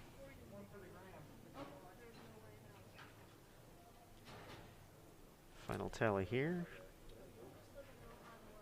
551 to 499. So that is going to conclude round number 2. And that concludes round 2 of the Intercollegiate Singles Championship bracket qualification process. Individuals that have advanced to round 3, your practice session will begin in approximately 5 minutes at 9:07. Practice session will begin at 9:07. All right, we got the announcement there from Zach. So practice going to be starting up again in about 5 minutes, and then we will get into round 3. So wasting little time here to get into this next round. So as we prepare for that, Andrew Anderson will be back with us here for this final round before we get to our semifinalists. We got some cameras to adjust to get ready for this next round. So Andrew, any final parting thoughts before? Men and women who are competing in round 3 are now allowed to make surface adjustments. Surface adjustments can begin at this time. Any thoughts for these players as they have a quick turnaround to round 3? I am curious to see how coaches change ball surfaces here and attack these lanes based on who was there prior. And I gotta believe that a lot of them are very lucky that 13 and 14 is not in play. I could not agree with you. They looked rough there toward the end of that matchup. So, folks, we are going to go ahead and turn off the volume for a quick second, but don't go too far. We'll be back with round 3 here at the Intercollegiate Singles Championships in just a couple of minutes practice, and then straight into the final 3-game total pinfall match before we know our semifinalists for the CBS Sports Network show. So, for Andrew Anderson joining us, Jason Thomas behind the scenes, I'm Aaron Smith. We'll be right back for round 3 here on Bowl TV.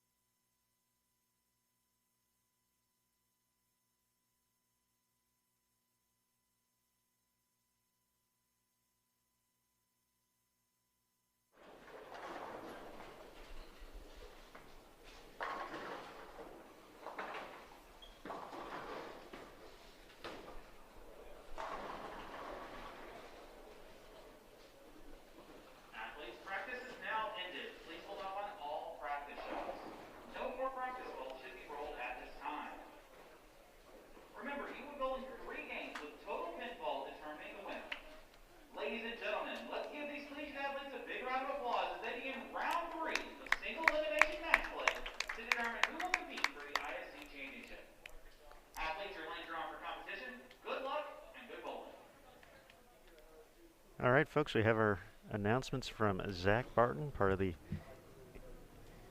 International Bowling Campus Youth Development Team, and we are ready for round 3. This is it, folks, here at the Intercollegiate Singles Championships for today. After this round, we will know our semifinalists in both the men's and the women's divisions, who will be advancing to CBS Sports Network and bowling for a national title in just a couple of days. My name's Aaron Smith, sitting alongside a PBA Player of the Year in 2018, Andrew Anderson. We are at the Spectrum Entertainment Complex in Wyoming, Michigan, just outside of Grand Rapids for this final round. It all comes down to this, Aaron. For some of these girls that do not get to bowl the team challenge, the last chance of the year. Very good. Men for that side. Very good point with that. That's an underlying fact with these events. It is the conclusion of the season, and potentially for a couple of these players, could be their final balls rolled as a collegiate athlete. So I'm sure some emotion's going to be coming out in this next round, but we're going to have some excitement, going to have some drama, and we are excited to see. I'm so interested in these matchups because if you notice, like on 3 and 4 we have Dakota versus Izzy. They both like to throw it a little slow and get around it. On the 7 and 8 matchup, we have Katie and Victoria, who both like to throw it fairly hard, fairly straight. Then on 11 and 12, we have the matchup of the Rev Rate, I'm going to call it. We have Brooklyn and Marissa, who both like to hit on it quite a bit, play a little far left. And then we have a matchup in 15 and 16 between Anna and Jordan, where both are going to be kind of in the middle part lane. Fairly on the slow side, but curving it just a touch. But a lot of similar types of bowlers bowling each other. And it's just crazy how it seems to always match up that way. And then, of course, on 17-18, we have the battle of the Lindenwood bowlers. So Lindenwood will be on the ISC show. And we have Alec Keplinger from Wichita bowling against, from Tusculum. Let me make sure I pronounce it. Tyler Moore. Tyler Moore. Yep. 25 and 26, we have Notre Dame. You can go ahead and say the names. Connor Novak taking on St. Ambrose's Jordan Monins, and then at 29-30, Petey Virgos from Calumet taking on Steve Coker from Bowling Green State. A matchup I'm curious about is if Andrew Sachs makes a show at Petey Virgos. Virgos? Is it Virgos? Virgos, yep. Virgos. The battle of the flows. Not pros, but flows. They both have quite the hairdos, if I do say so myself. I think I'm going to have to, Aaron, I don't know if you should try first, but one of us should try growing our hair out that long and seeing what it looks like. I'm not going to lie, right now my hair is incredibly long. I'm due for a haircut as it is, and I've missed it. I've missed that window. I'm ashamed at the length of my hair right now because it's unmanageable. It's unmanageable. So I don't think I can go with much more than that. I can't rock it like Petey or Andrew or... They have some flow. I would have to wear like a headband. And as we pointed out yesterday, I am much older than you and these kids out here. So hey, the odds of me pulling that off the one player that was older than me is no longer in the field, so therefore the word kid is now back in my vocabulary for this matchup. Back in play. So once again, Andrew gave you the run down there. So just we still have the pairs the same. They've been run the same, but just one match per pair now across the house. And this is the exciting time, folks. These are the nerves coming into these matches. This is the excitement. This is 3 games away from potentially being on TV, representing your school.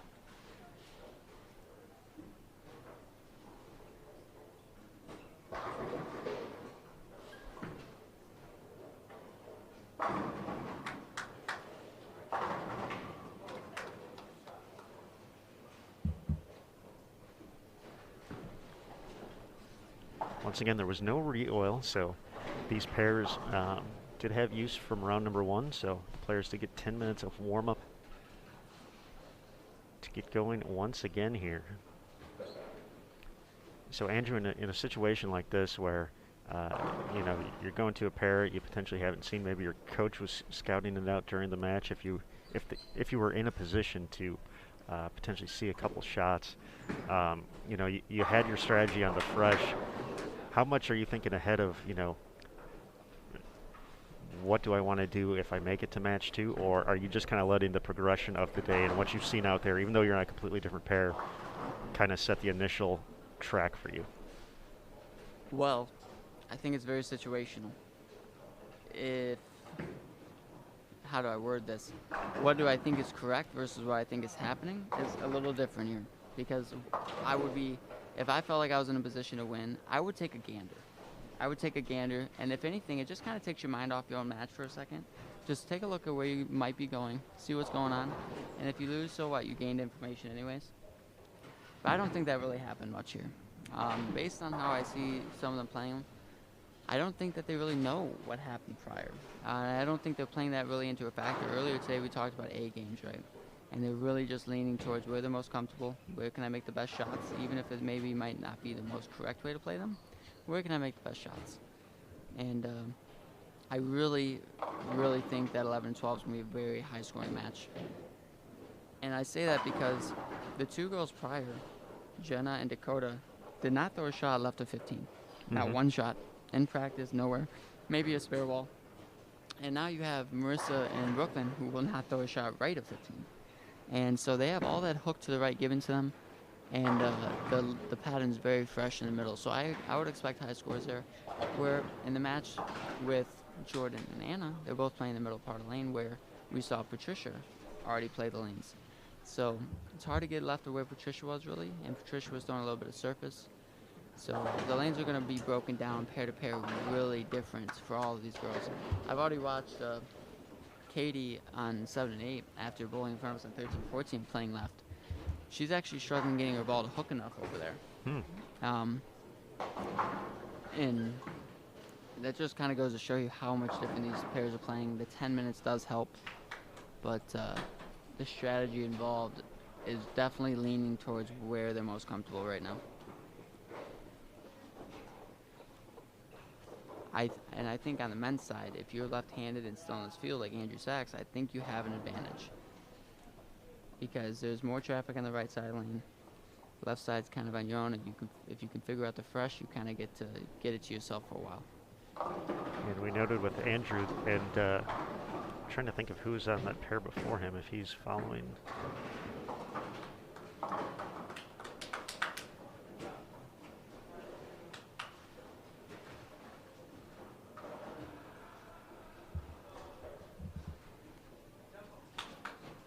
I don't think he's following any left-handers on 17 and 18 after the first round on there, so he's essentially hitting a fresh pair, but we've seen him find his success a little bit later in the block, but I think he is the lone left-hander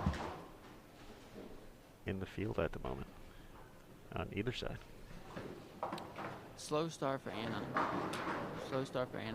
And towards the end of practice, she threw some really good ones that I thought she had some good ball reaction, so it could be nerves.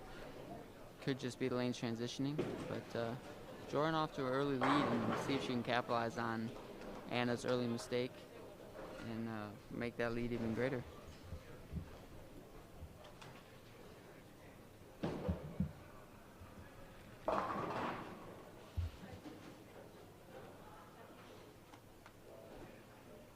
Jordan looking to make it 3 out of 4. She qualified out of the Smyrna sectional and did so in dramatic fashion through, I don't remember the exact number without looking it up, but I believe through about the back 6 to shoot 230 the final game to get into the number. This is Jordan? Jordan, yep. And now she's making a run and possibly making the ISC show? Yeah, that's right. Very cool. A flair for the dramatics. I don't know her very much, but watching her before this match, she was sitting there kind of like playing on her phone. Gotta believe the nerves are going. Not sure how many situations she's been in like this, but so far she's handled it extremely well.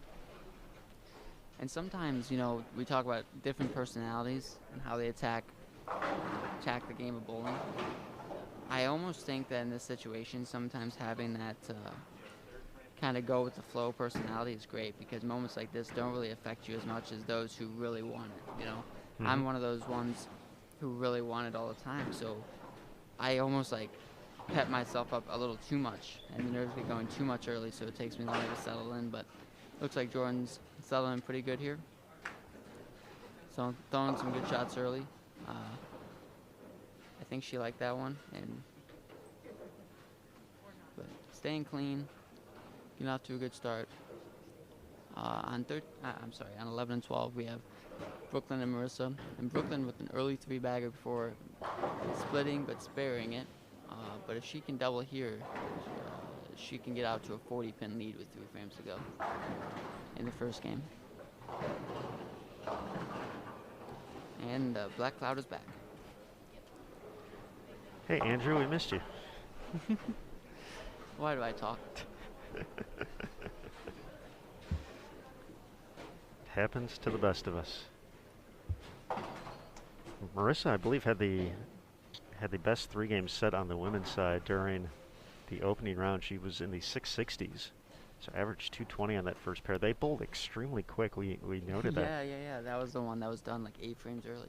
So she's arguably had the longest time to wait to get back into it. Or the most time to settle down. Or the most time to settle down. That's how you look at it, right?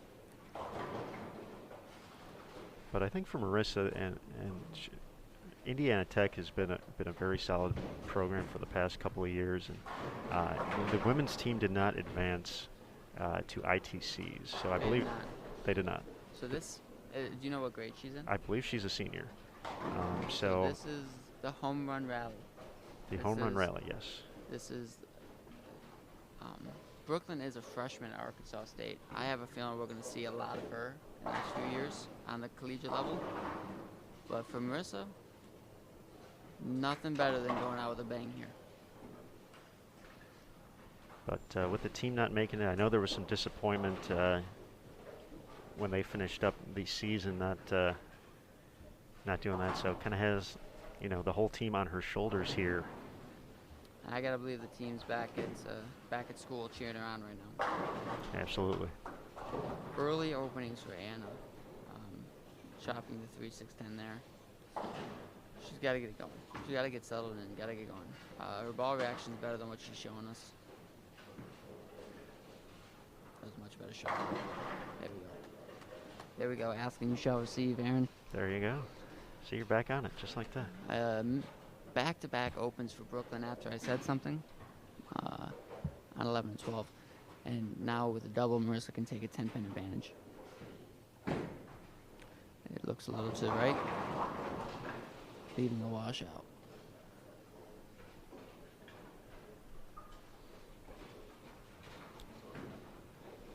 Jordan Munt clean through 5 here, halfway point at game 1, round 3, the final round of today.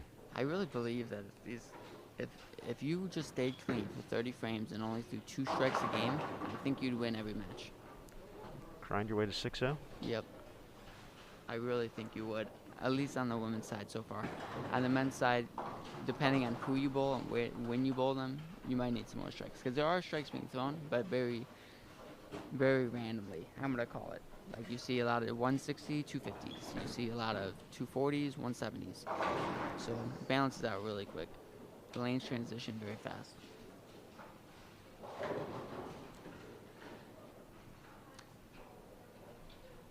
Is Hoagland watching? Is who? Nick? Nick Hoagland? I'm not sure. I haven't got. I would be curious. I would love to make this is my prediction for the pattern. I don't know. This is my prediction right here. I believe that this pattern is 38 feet. I believe it is around, I want to say it's around 27 mils. And I believe that this is either current oil or possibly fire. And I'm probably going to be wrong. It's probably going to be 32 mils, ice, 42 feet. But that is my prediction. I believe Nick is heading here sometime soon. Nick is tricky with these patterns. He'll get you. He'll trick you out. And this is one of those ones where I feel like the volume's way lower than what's anticipated, and that's why they're transitioning so fast.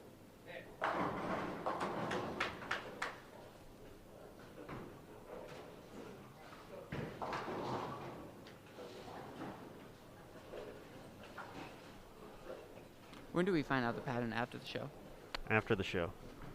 Okay. I gotta write down what my prediction was. The good news is we have it archived here on Bowl TV, so you can go Perfect. back to your account and watch it, and then double check when it's all said and done. Jordan with a double in the 6th and 7th. I don't know how loud I'm talking, Aaron, because Jordan's sitting right in front of us. But early double there, off to a 50-pin advantage if they both finish out this game. And then Brooklyn can make the washout for 200 on the nose, with Marissa having 210 max.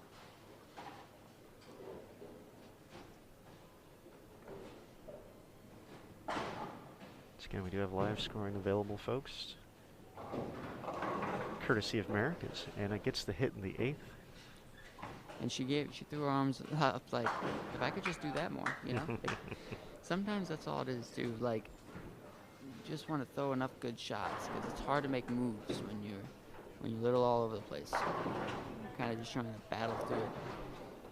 Taking a look at the live scoring, and there is another left-hander in the field on the men's side, Jordan Monins from St. Ambrose. So I did not see him when I scanned the concourse here at Spectrum Entertainment Complex. But looking at the live scoring, I left out Jordan in the left-handed conversation. But he is currently up early against Connor Novak of Notre Dame, Ohio. Nobody quite into game 2 yet, and wow, Ooh, she three almost makes it. 3 of the big 4. Oh. And this is why I think Jordan has a great personality for this situation. Those are not great ones. She splits. She doesn't shake her head side to side. She shakes up and down. She goes, that was me. You know, let's make a better one. Let's try to make it, move on. And I think that's the right way to look at it. I wish I looked at it more like that. My head would be moving side to side so quick that I might get a headache from it. Did she make it? Oh. So close. We'll have Good her try. first open, but holds the advantage early here.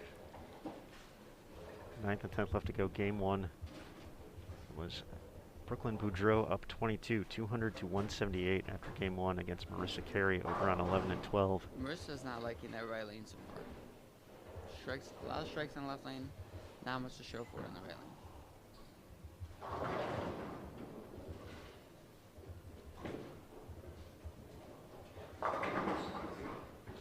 Brooklyn's ball hits hard. Great shot there by Jordan, much better shot. Leaves a makeable spare.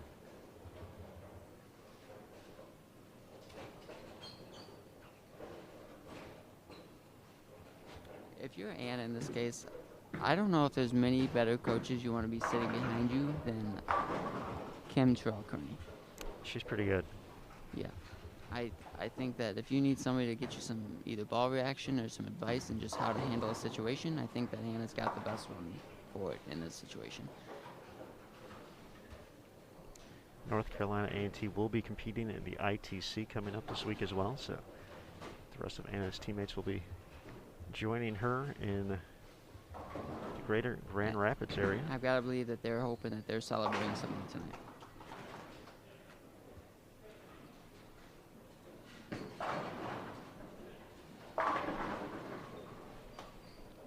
Big early double for Marissa, putting a stamp on the match, saying, hey, I'm still here, I'm not going anywhere. You might have a lead, but better watch out. Better watch out. I like that.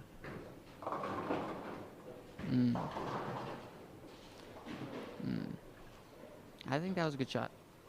I thought that was a pretty good shot. And all that tells me is I don't know if that's the right ball for Anna. I think that you're going to see a ball change here in the 10th frame, at least on the fill ball. And I do not, unless she makes a drastic move, I don't foresee her throwing that ball again. Now, Andrew, that's one thing we really haven't talked about. We've seen a few different players attacking this pattern from a couple different angles.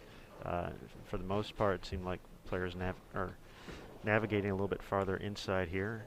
She's going to take the 2. You know, what do you feel is, you know, from what I can see here, that looks like, you know, looks pearl or something with. That is the Rotogrip nuclear cell that she's throwing right now. So a high-end ASIM pearl, and it's definitely on the shiny side. And I actually think that in this situation, it's too much ball. And what I mean by that is when she gets it right, it burns up a little bit. When she gets up the lane, it saves energy and goes. So in this situation, you're probably looking at a move left with a weaker ball. So that way when you miss right, when it sees that friction, it doesn't burn up. You want something that's more responsive, comes off the spot a little harder. And she doesn't have to work as hard to get it there, because the only reason that shot went high was because the last shot that was good didn't get all the way there, so she helped it. She tried to give it some more rev rate, make sure it got there, and it got there too much. So true signs to say, hey, it's time for a ball change. You can't keep blaming yourself here. You can only throw the ball so good, and it's time to get some help from the equipment. So Brooklyn opened the match in the third with a washout. She just missed a 10 on the washout. Oh, another open. When it rains, it pours for Anna right now.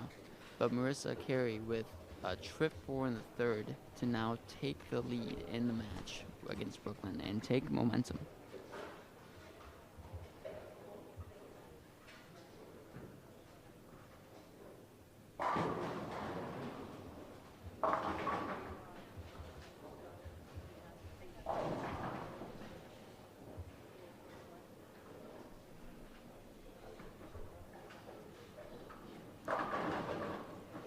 So Jordan with a double here can get into the 2-0s and take a 60 pin advantage game 1.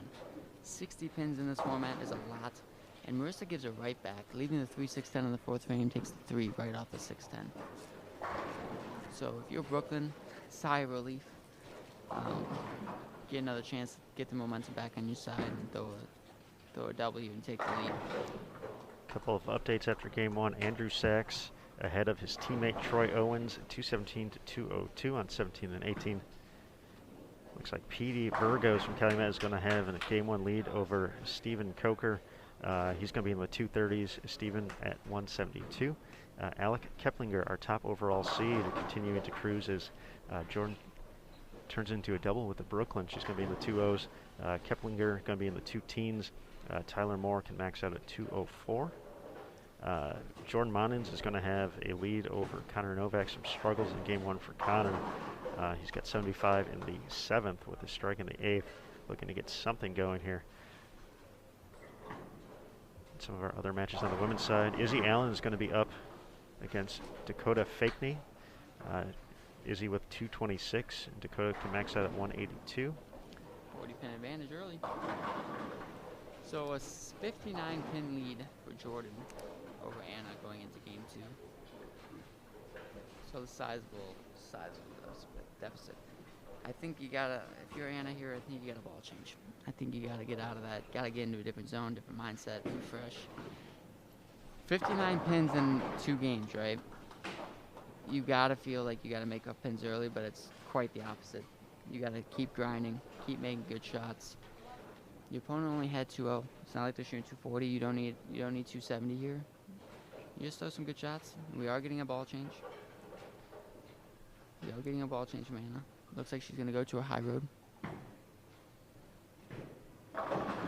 So another open 2-8-10 for Brooklyn in the 5th to give the momentum back to Marissa, who strikes in the 5th, looking for a double on the left lane that she did just 3-6-10 on. Another update on the women's side after 1. Victoria Jardina, 189 to 177 advantage against Katie Rock. Look at the trip 4 on 15. That was a move left, weaker ball. I don't know, Aaron. You might be the bowling ball whisperer today. The Bowling Ball Whisperer, starring Andrew Anderson, coming to a theater near you. That's nice. It's got a ring to it. But how much is that? I mean, she just shot 140. You know, things were not going her way. Just to see the pins fall your way, you caught a break there. How much does that just kind of loosen you up and just kind of get you going? She missed 2 makeables that first game, 3-6-10 and then the 10th frame. The last thing you want to do is shoot at a spare, like right now. You want to get your swing loose. Nothing better for a right-hander than chipping the 4-pin. And then Marissa did double in the 6th, so pressure on Brooklyn here to throw a couple good shots. Her last 2 shots in the left lane are washout 210, and now that Marissa's putting some pressure on her, throwing a lot of strikes, Brooklyn is ball changing on the left lane, so she's going to be throwing 2 different bowling balls on 11 and 12, one for 11, one for 12. It's interesting. We'll see how that plays out. We do have some questions in the chat. Question about how many bowling balls players are allowed to use. I And believe it is 5. the number is 5. You're limited to 5 that you can check in, so you have to build a versatile bag from that. And for most players, do have a spare ball with them as well, so you have to take that into consideration. So good question on that. And for Diane asking, do you know why Nebraska women don't participate in the ITC like McKendree and other schools, where they do ITC and NCAA? That is purely a by-school decision for the NCAA teams. And it's a number of events, too. I think they're allowed. And some schools find that they would rather bowl an extra couple of NCAA events than the ITCs. And others schools plan to have the ITCs as a part of their schedule. I believe Arkansas State's a great example of they all bowl the ISCs, but they do not bowl the ITCs. Correct. Where you have teams like McKendree bowling both, and so on. There's other teams as well. And Andrew made a great point about the competition days, and that's a big part of it as well, because teams can essentially elect into the USBC collegiate aspect to gain points for those events throughout the course of the year if they choose to do so. But competition days are strictly monitored in the NCAA side, so so teams have to find a way to either get enough events in to qualify, or if they, as you said, just want to focus completely on the NCAA portion of it, they are allowed to do so. That bucket has been treacherous today on 15 and 16. That is Jordan left the bucket, unfortunately chops it. And Anna now has a chance to get into this match. Found 59 pins, given an early opening. Marissa Carey did spare in the 7th, so Brooklyn's looking at 210 max. Marissa's looking at 242 max with 3 frames to go. So we could be looking at a 10-pin advantage for Marissa going into Game 3.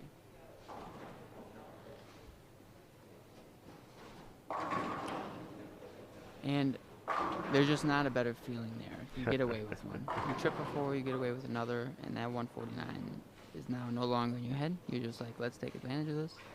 Let's get going. Let's go. Right. Let's get some fist pumps going. I want to see Kim throw a couple out there.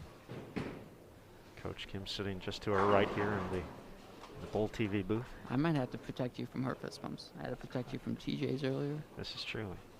Just been saving me all week, Andrew. Yeah,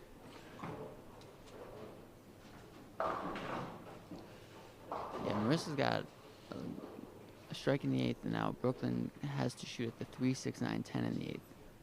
Losing pin counts. Oh, does she do it? Does she do it? Does she? Oh. So close. So close. Andrew, we have a question for you in here that relates to these players as well, and obviously we talked about the CBS Sports Network aspect coming up next for the semifinalists, the top 4 in both the men's and the women's division. And Caleb was curious, what's it like being under the TV lights in a PBA final, and kind of how quick it goes, and just what's that experience like for you? The first one is always the fastest. I don't even remember my first show. I mean, it was a blimp. I mean, literally. You get there, you're like warming up, you're feeling good. It's warm because of the lights. They're bright, especially. And at the time, we had fans at the moment, so a lot of anxious energy in both yourself and the crowd. And it's just an enlightening experience, because you really find out who you are when you don't have your legs underneath you. You have to kind of trust your talent, trust your practice, trust your hard work, and you just kind of let the talent come out. You just try to throw good shots, and you just literally all you focus on is, the shot at hand. The focus level goes up. But in this case, for these players, I would assume that there might even be more added pressure than what I feel at a PBA event. Because at a PBA event, I'm bowling for my sponsors, I'm bowling for myself. And I kind of live or die on my own there, where if you're in the single show, like let's use Jordan as an example. I promise you, that whole Tusculum bowling, that whole school is behind her. Her team is behind her. And she is she's trying to do it for more than just herself. You know, like, it is cool you get a singles title, but your name will be on it with your school's name, and that just means so much more. So when it comes to getting to the TV show for these students, there's going to be added pressure, and it's not because of they want the added pressure. It's just because that's what's given to them. You're not wearing your own name on your back. I mean, you look around, you see schools, and you're representing something bigger than yourself.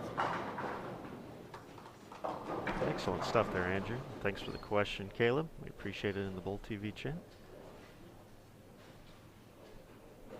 To our left here on 11 and 12, Marissa Carey opened in the 9th frame. She left a 4-6-7 split and comes back in the 10th and splits as well. Max score for Brooklyn. You know, I said this is going to be a high score match tonight.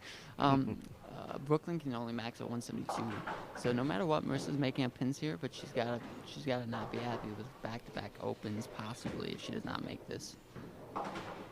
And losing some pin count there. So 187. So Brooklyn can actually step up here, throw all three, and keep the lead. And she was, I promise you, through 7 frames, she was not thinking about the lead. She was thinking about how do I stay in the match. And now she's, you know, momentum. You know, she can take it right here. Throw a double, keep the lead, let Marissa know she's not going anywhere. A couple of early opens from Jordan. She did chop the 2-4-5 again. Made a spare in the 4th. Anna with the 3-10.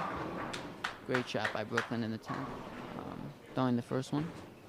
She now throws the second one to keep the lead going into game 3. And on the men's side, on 17-18, we see a high-scoring game going on. Troy Owens strikes spare 5-bagger. Andrew Sachs double spare 4-bagger. So, the battle of the Lindenwood Lions, right? That's right. Emil would be proud that you got the mascot right. Yeah, Mill's out here watching, I'm sure smiling. We have a little inside joke of how often when I see him, you know, when he's busy, he's in tune, he's trying to get ready for a live stream, you know, I try to cheer him up, hit him with hey bro, you know, it's okay to smile once in a while. And now every time he sees me, he gives me the biggest smile I've ever seen, and I try to match it.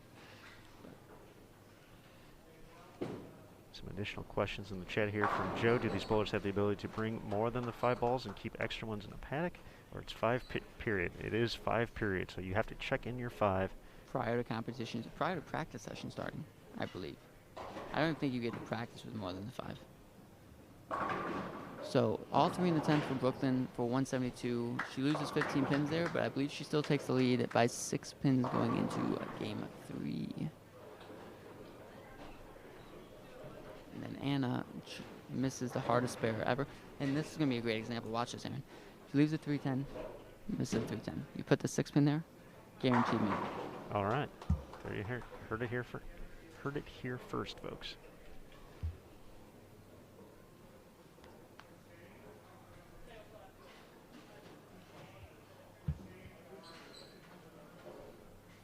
So 372 to 365. Brooklyn with the advantage. Up 7 pins, 1 game to go there on 11 and 12. Every time. You folks can't see it, but Andrew is actually like leaning back in his chair, you know, hands above his head, just knowing she was going to make that. Oh yeah, no problem. No problem. That was a for sure make. So our first match into game 3 on 11 and 12 on the women's side, Marissa Carey and Brooklyn Boudreau. Good start from Marissa there. Especially after back-to-back opens to finish the last game. She's got to be beating herself up a little bit. So really nice to start off with a good shot like that. Ball change for Jordan. Looks like she moved a little right.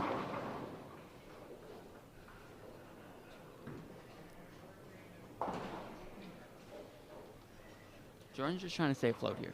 She has a lead. She has a sizable lead, you know, and Anna's giving some pins back. Jordan's just trying to not make mistakes. And that's a tough place to be. When you have a lead that's sizable, you're just like, let's not mess up, right? But you can't be thinking like that. You got to be on the attack at all times. Let's try to get more pins, you know? And I think that Jordan's trying to play it safe, trying not to mess up. I'd like to see her be a little more aggressive. And do you think that's a learning curve for? I mean, Oh, yes. when we look at the score, it's almost 60 pins the difference after game one, and you can't let up in these situations. Yeah, so in a 3-game match, I would argue that it is harder to bowl from that far in front than it is from behind, because you have nothing to lose if you're down 60 pins. Like, the only thing you can do is go out there and bowl good. You have a lot to lose when you're 60 pins above. You have a lot of mistakes that could be made. She leaves the 2-4-5 again, and she struggled with the spare so far in this game. So let's see if she can get back on it. She looks a little rushed to me. Not taking as much time as she was.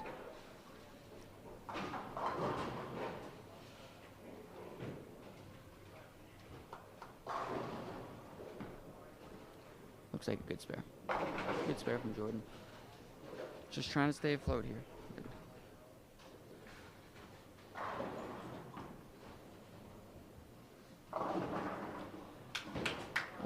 Brooklyn with a 9 spare in the first, but a roll 2 pin on that left lane that she has now ball changed again on. So she really feels like that left lane's hard, and she is finishing on it.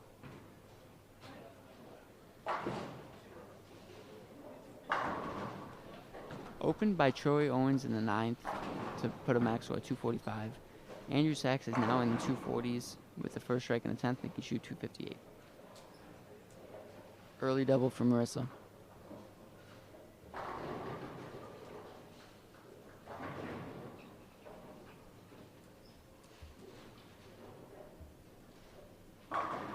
Oh, great shot by Anna. Back to the nuclear cell, but that was definitely a zone change. mm-hmm. Definitely playing the inside part of the lane more. And now she's finally left of where Patricia was playing that last match, and I think that that'll help her ball reaction. And now that's a triple from Marissa early. A lot of pressure on Brooklyn here to stay in this match. Once again, we kind of ran down the scenarios. Brooklyn, a freshman this year at Arkansas State, so a long collegiate career ahead of her. Fresh off a TV appearance for the NCAA Women's Bowling Championships, where Arkansas State finished as the runner-up to the University of Nebraska. But for Marissa Carey, a past All-American for Indiana Tech, her team did not advance. A senior this year, looking to find a way to continue her collegiate career for at least one more game. Trouble for Brooklyn in frame 3. I cannot tell you how big that is for Marissa. It's bad. It's not good for Brooklyn, but it's so good for Marissa. I mean, Marissa. I like watching body language. I do, and I enjoy seeing what situations put people in. And like, Marissa's nervous. She's done some really good shots for as nervous as she seems. And having Brooklyn give her an opening there in the 3rd, as she's on a 3-bagger, is a big confidence boost. And now it's going to be an uphill battle for Brooklyn to get back in this match. And on the 2-8 spare on 15.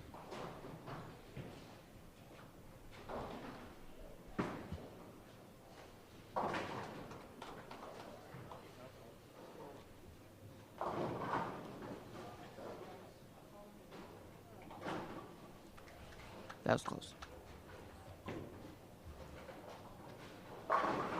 Great shot by Brooklyn on left lane on lane 11. Down 44 pins this game, max score-wise. Marissa can step up here and start with the front 4. JT does have the camera on her right now. I'm not sure if that'll play a factor or not, but we will see. He's been pretty steady recording here, so I'm potentially trying to get some extra coverage here for CBS Sports Network, as this will be the first match to wrap up. And through the face, but only leaves the 6-9-10. That was a much better shot by Jordan. Much more aggressive through the finish. Shaking her head, she knows that was better. Leaves just a 4-pin. Should be an easy spare.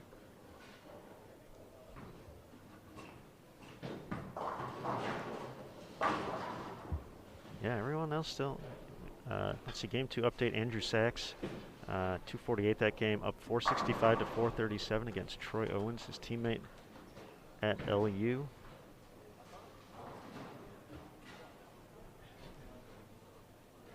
Yeah, this is They just started game 3. The Carrie Boudreau match. Moving right along. Katie Robb and Victoria Jardina putting together some big numbers. Up on 7 and 8 in game 2.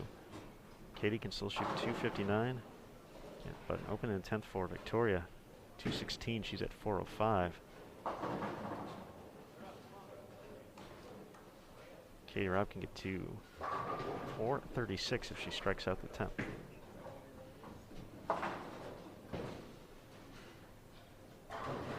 Jordan still looking for her first strike after 207 in the opener. And another light hit on lane 15.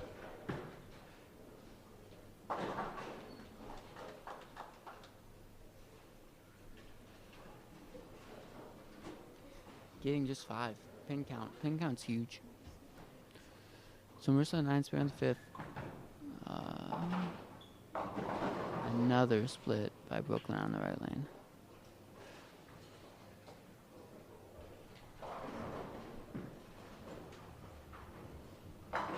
Good spare by Jordan.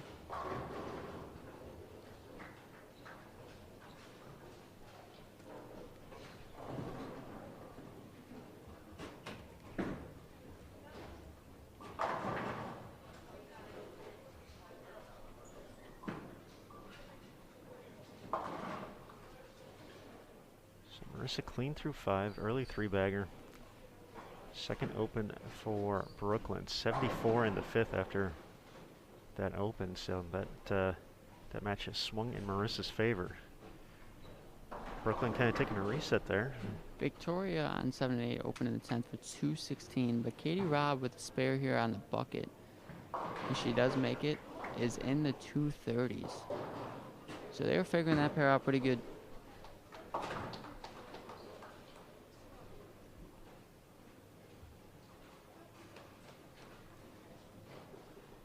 With the spare, Katie's going to have a slight advantage heading into the final game. Victoria in the books at 405 for 2.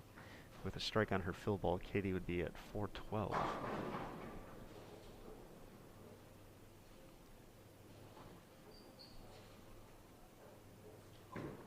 You feel it's gotten a little quieter in here. It feels like The anxious energy is coming out. It really is. It's kind of tensed up inside I took one of the ears off because I wanted to start listening to some of the nuances and the coaches, and it's getting to that time. It's coming down to the end.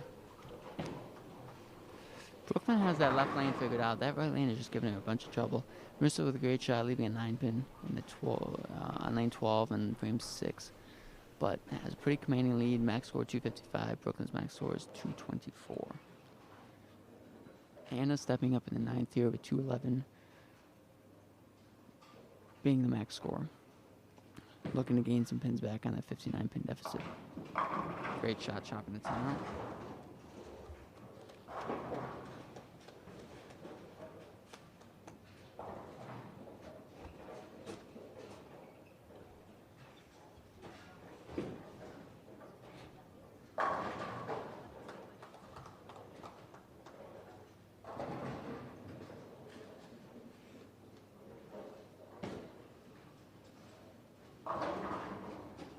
Oh, on lane 11, Marissa had the 5-7-10 standing for a minute before the 5 and the 7 fell late, leaving just the 10-pin.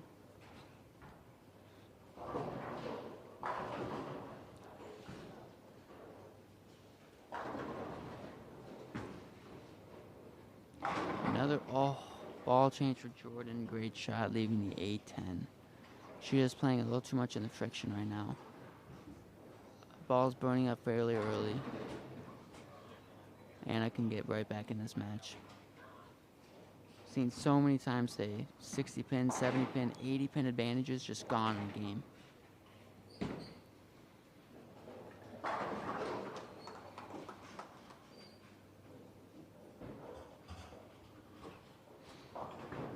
Big shot for Brooklyn. Ball change in the right lane. And almost goes Brooklyn, leading the 6. I set up an additional camera for us here for potentially go back and forth on this 11 and 12 match since it's going to be wrapping up here shortly. So, folks, if we Jordan's a little out of sorts here after throwing a good shot, leaving 8-10. Aaron, could you give us a score update on the 3 and 4 match between Dakota and Izzy?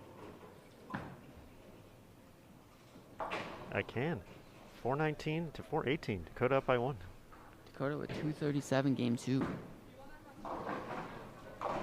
Coming down to the wire in all these matches, it seems like Anna's going to get a lot of pins back game 2 with Jordan. It's going to be a very close game. Brooklyn is down 36 pins, 34 pins total with 3 frames to go. Pretty much a must-strike situation. All right, let's see if this works then.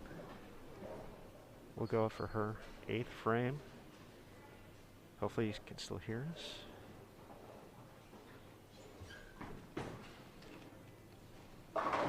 And delivers.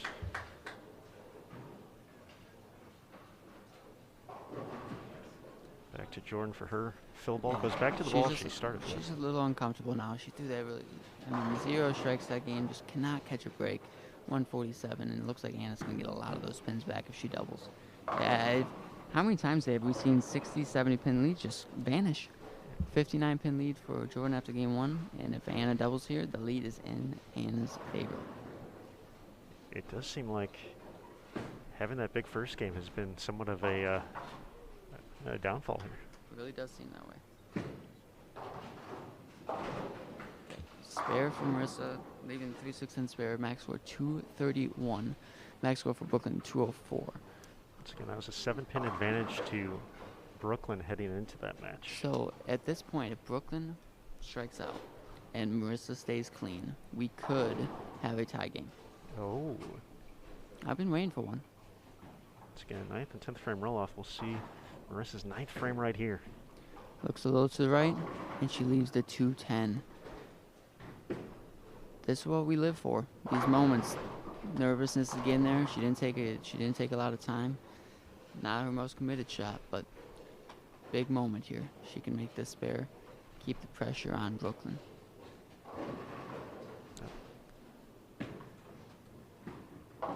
She is not. She does not convert. Anna with a spare 191 max. If she strikes on the fill, she will gain 44 pins back and be down 15 going into game 3.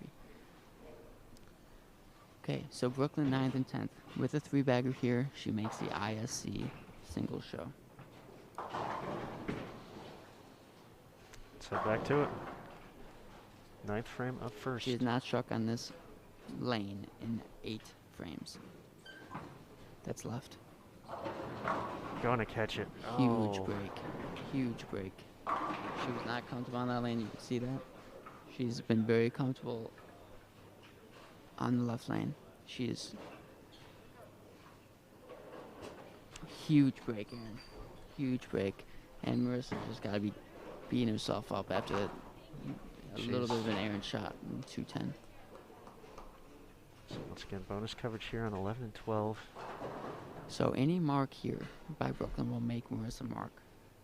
But a double locks her, double 7, double 8 will lock herself in the show. Better shot. Oh, Does that was not get there, almost but she leaves the apron. So she spares this. 183. She Nice. spares this and gets a count. It makes Marissa mark to make the ISC show.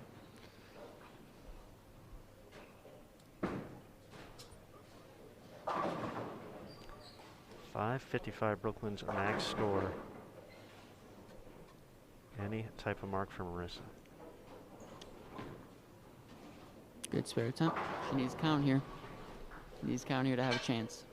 And taking a look, Marissa is trying to keep herself distracted in the The moment. coaches are going insane back here. The amount of nervous energy behind us is crazy. The Indiana Tech coach pacing back and forth.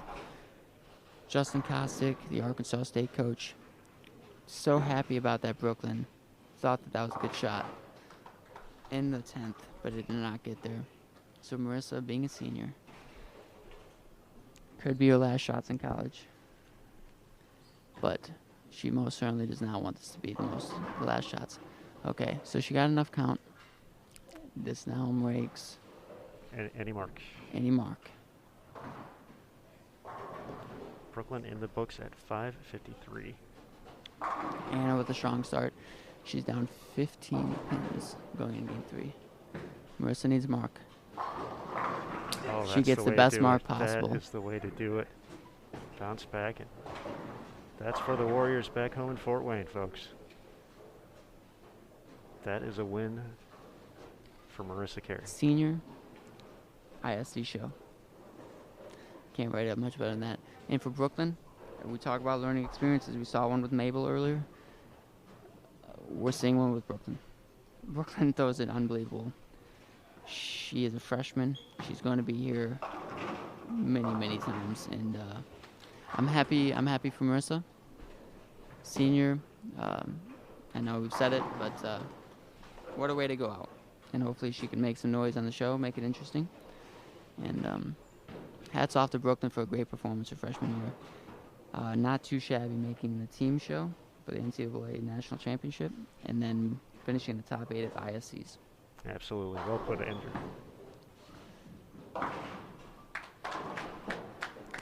So our first ISC finalist has been determined. Marissa Carey from Indiana Tech advancing to the top 4. Going to be on CBS Sports Network for the Women's ISC show. Can we get a score update for Victoria and Katie? Give me 1 second here, and I will have that for you. Thank you.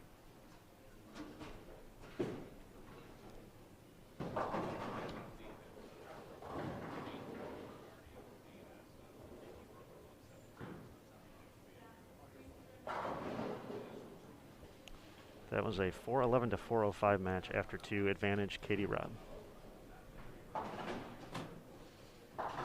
So just 6 pins separating them, and pretty even so far through the first couple of frames. The final tally on the Carey Boudreaux match, 563 to 553 final tally. Marissa, the first player in to the ISC.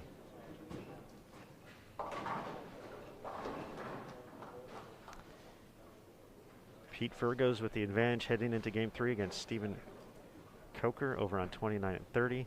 Jordan Monins is going to be up against Connor Novak as they prepare for game 3. 437 to 386. Alec Keplinger up against Tyler Moore.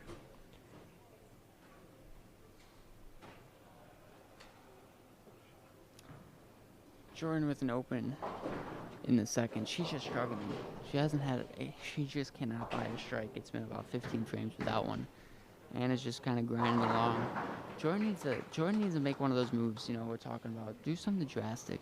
Don't beat your head against the wall. Don't keep trying the same stuff. Good shot there. Good shot. That looked like more ball speed, more aggressive. Give it the fist pump. This match has gotten really close. Very close. Very close, very quick.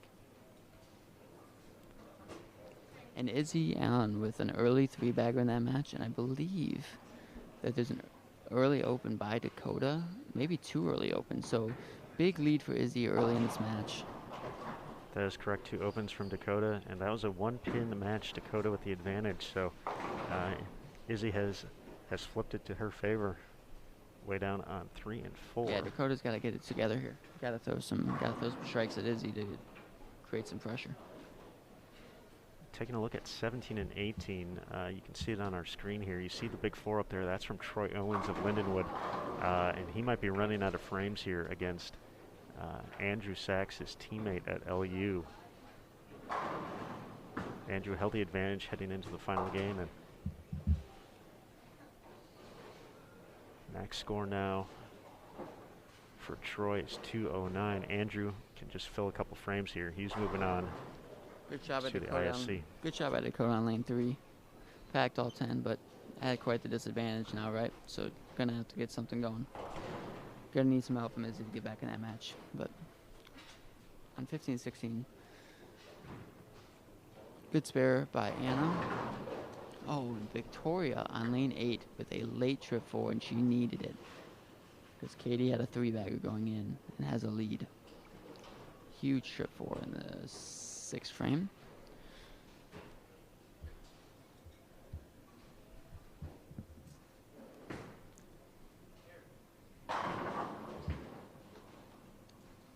shot there. Defining shot for Andrew Sachs. Looks like he is going to The flow. It's the flow. flow onto CBS Sports Network. Anna. And not think that was that bad of a shot. She might have missed it just a touch, leaving the washout. Izzy with a 4-bagger. Throwing 2 different bowling balls on 3 and 4. We've seen that a couple times now. That means they're starting to learn the pairs. Lanes are broken down more than the other.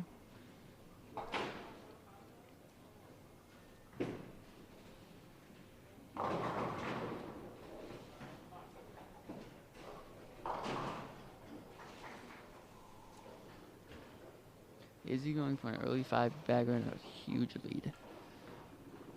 Can Anna make the spare? Can she make the spare? Ooh, hooks right past it. Izzy trips the 4. So that is an early 6-bagger. So must strike situation for Dakota. Izzy's got it going. Dakota's gonna need some help.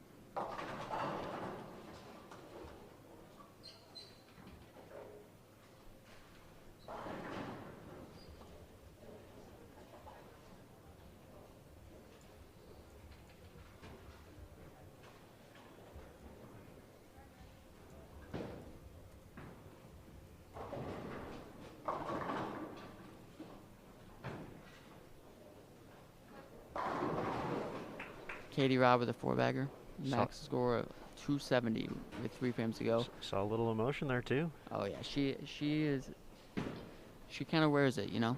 We even saw in qualifying yesterday. She gave him some fist bumps. She wants it. She's here for it. And we are just about official on 17 and 18. Andrew Sachs is going to be representing Lindenwood at the that ISC. 245 has been a tricky spare for Jordan. Missing 3 of them now. Still in this match, she's still technically got a lead, but she just 1 strike in about 20 frames now. Just a hard place to be, and you can't knock them all over, and you feel like your spare ball's working a little hard. You talked about momentum, and Anna's had a couple of moments where it She seemed could like take she it was all. going to go. She could take it all, but she's just giving some back.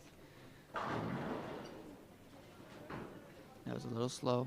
Okay. Did not split.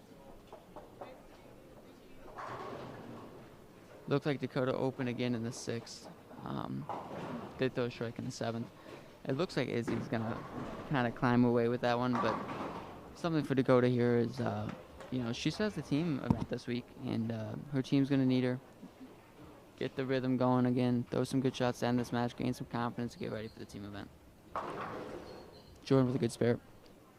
Anna can now double and put all the pressure on Jordan. Take the lead for the first time since about frame 4 of the match. It looked like we'll see a ball change coming up there from Jordan as well. She took the thumb out, put it in that ball we saw her using during game 2.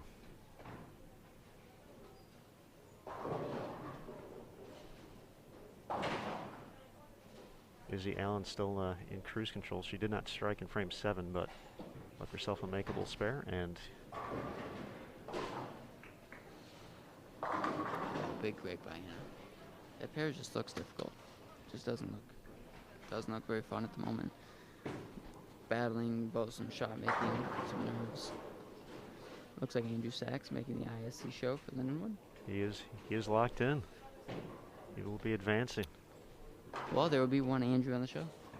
Hey, hey. I like that.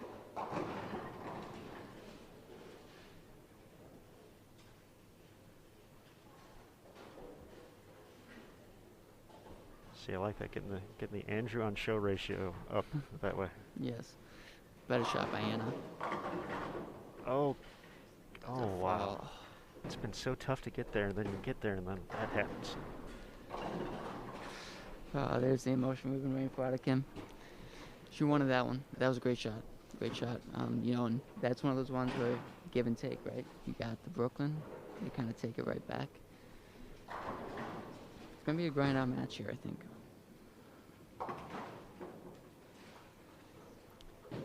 Katie Robb up 27 on Victoria Giardino with just 2 frames left to go. Victoria's going to need to find some strikes and put some pressure on Katie. Uh-oh. Hooking the fastball at it. I know Kim was nervous on that one. It's looking like Petey Virgos has struck on 6 out of his 7 shots over on 29 and 30. Looks like he is approaching a victory here as well. Jordan Monens has a big lead early on, so he just has to find a way to fill some frames and stay ahead. Still a little close between Alec Keplinger and Tyler Moore. Oh, the worst break there for Jordan. Just struggling. She's leaving the 9-10. You just wish that one of them would have fallen, but it is makeable. If she misses this, the lead is in Anna's favor.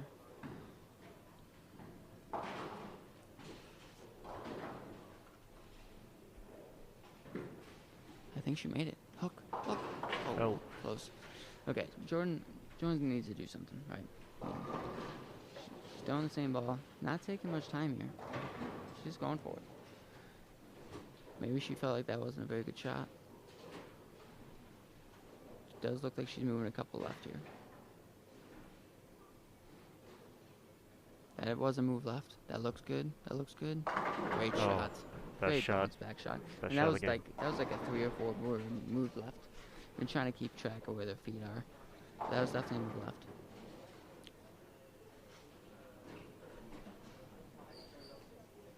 Again, this was a 15-pin advantage to Jordan entering this game. I think we're going to see some emotion out of Katie if she strikes here. I'm pretty sure this just locks it up. We did have a spare in the 9th from Victoria, so this would... This would pretty much lock it up if she throws a strike here in the 9th frame. Oh, and 3-10. ironically, both girls roll at the same time on lane 16 and lane 8. They both leave the 3-10. The hardest spare in the game, possibly, depending on who you ask. Well, if Katie picks it up, she can still get to 648. Max for Victoria Jardina would be 621. So even if she doesn't make this, she can still step up in the 10th. Yeah, but for you want to Katie make Robb. it. But you want to wanna- make it. you wanna Yes. make it. You don't. Oh, 100%. Yeah. She might be thinking about that, but I think it does help the chance of making the spare, knowing that you have some pins to play with. Does Anna make it? Anna does not. Coming down to the final stretch here. It's just back and forth. And She Katie does miss not. it. She does miss it. That spare's hard. Spare's a hard spare. Okay, so what? So she needs a mark. Katie Robb needs a mark in the 10th. To shut her out. To shut her out. Okay. Victoria can get to 621 if she strikes out. Strike, spare, strike is 627 for Katie Robb. Izzy Allen is going to advance to the ISC show as well. She is... Looks good by Anna. Great shot. Gets a 7 out that time. So This is anybody's match right here. Yeah, 100%. Because if Jordan strikes here, if she throws a double, she's up 15 going into the 10th frame. She has a 15-pin advantage still, yes? Yeah, she does. Okay. Katie Robb, just like we saw with last match, just needs a mark. The best park Mossball is a strike, and that looks like That could be... a washout, but 1, 2, 4, 8. And Jordan does miss right, but leaves a makeable spare, which is huge. So it was not a washout. She got the 10-pin out. So she needs to make the 1, 2, 4, 8. 1, 2, 4, 8.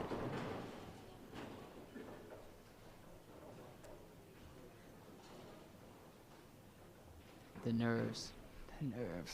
They'll get you. They're catching up. Petey Virgos from Calumet officially is going to advance. He's done what he's needed to do. Good spare by Jordan. Jordan strikes here. All the pressure on Anna. So Anna can control her own fate here. 201 max, 181 max for Jordan. So technically they both strike out. Anna's 5-pin victory, but the pin count is heavily in Jordan's favor. Katie is up. Once again, needs the mark and then 5 pins.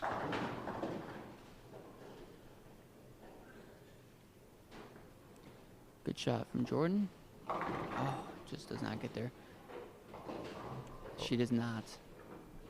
She has back-to-back opens. And now Double TJ, six. the coach for Lawrence Tech, is Double six. double six for Victoria to control your own fate. This is what you work so hard for.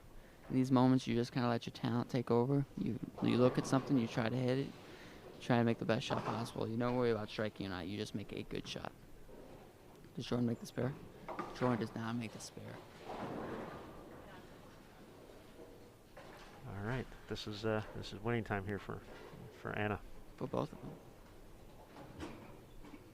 Victoria find a double shoot up on the approach now. Lane number 8. Looks good. Oh, Leaves the 4 pin. Katie Robb will make the show, and Katie's got to feel like that's a little bit of a blessing after that 10th frame, but congratulations to her. I saw her and Coach Alicia Current back there, kind of watching that transpire. Great run for Victoria. She bowled great. So now all eyes on Anna, who now throws a huge, huge double. So any mark here for Anna. We see that a lot now, but any mark for Anna, she will be the 4th competitor for the ISC show.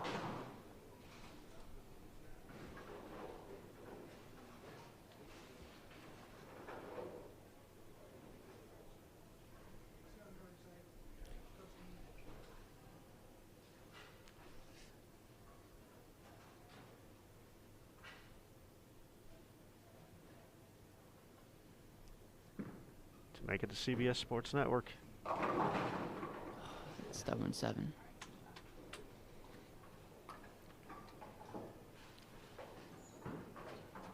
Still needs the spare.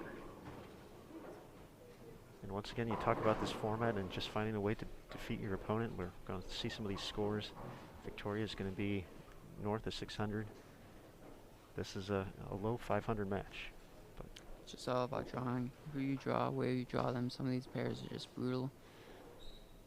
They're just grind out matches. And then some pairs, you feel like you got some score.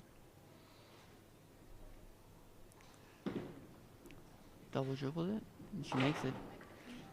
So That. she needs 5. She needs 5 pins.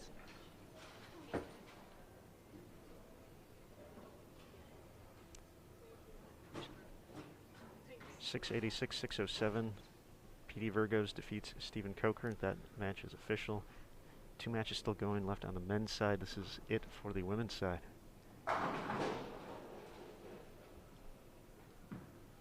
Stay on the lane. Get there.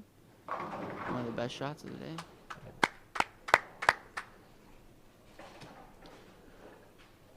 Anna Elijah from North Carolina A&T on the show. And see the big hug with Coach Kim to our right.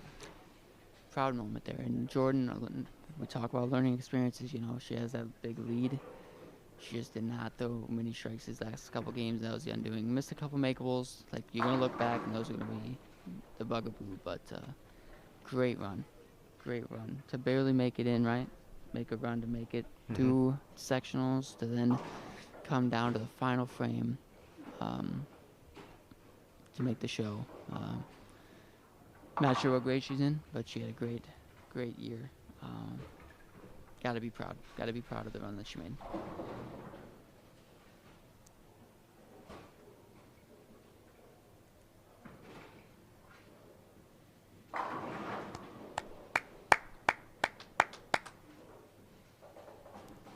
So now just 2 matches left on our men's side. Let's see what we can do here, Andrew. You got me, right? I got you, man. I'll hold you. Yeah, let's see what you got here. Let's see if we can get some bonus coverage of the Keplinger-Moore match. Once again, this is available to watch right behind the pair if you'd like, but since we're here chatting, having a good time, let's see if we got that right. That is Tyler Moore of Tusculum.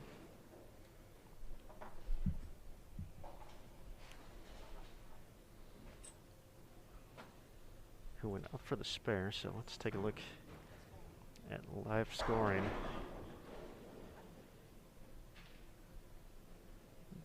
So that actually was a split up there for Tyler. He's getting ready for the 9th frame. Alec Keplinger is still up. Alec has had a rough game. but had an early advantage. Tyler hasn't taken enough advantage here. It's not going to strike in the 9th. So his max score is now 546, yes? 556. 556, okay. And Alec Kleplinger, so Alec needs to stay clean. And Yep. he's having a hard time staying clean so far this game, but hopefully he can hit the pocket a couple times. Like I said, nerves get to you around this time. But Alec has a lot of experience here. Did make the Junior Gold show in Detroit. Won Junior Gold, did he not? Mm-hmm. That's correct, yep. So he has experience winning. He's from Coldwater. Yeah, he's gonna use that experience, ride on it right here, try to throw a couple shots at the pocket, and move on. You know. So Alec will be stepping up for his 9th frame. Jordan Monins and Connor Novak still bowling at 25 and 26. Jordan is going to win that match in advance as well, so St. Ambrose will be on the show. And 2 lefties on the men's show. 9th frame here for Alec. Comes in light, and that turned into just a 2-pin, I believe. Which is fine. 2-pin is fine here. So he's at 550. 550 now, so... So 7-pin. So spare, any spare is good here. Any spare is basically So the rough start from Tyler really came back to haunt him. Made a run. And, you know, Alec, the number 1 seed, you know, staying alive. And the number 2 seed. Yeah, PD kind of ran over this tournament. Even going back to sectionals, led in Addison, and then, oh, well, once again, just needs 7 pins, but Making it interesting. making it more interesting than he wants it to be. than it needs to be, absolutely. But this is where Coach Hall of Famer Rick Steelsmith's got to say, hey, gotta just make a good shot here. That's all you gotta do. Get it close. Don't need anything crazy to happen here. I promise you this is nerves. You're not going to see somebody of his caliber miss too many 2-pins.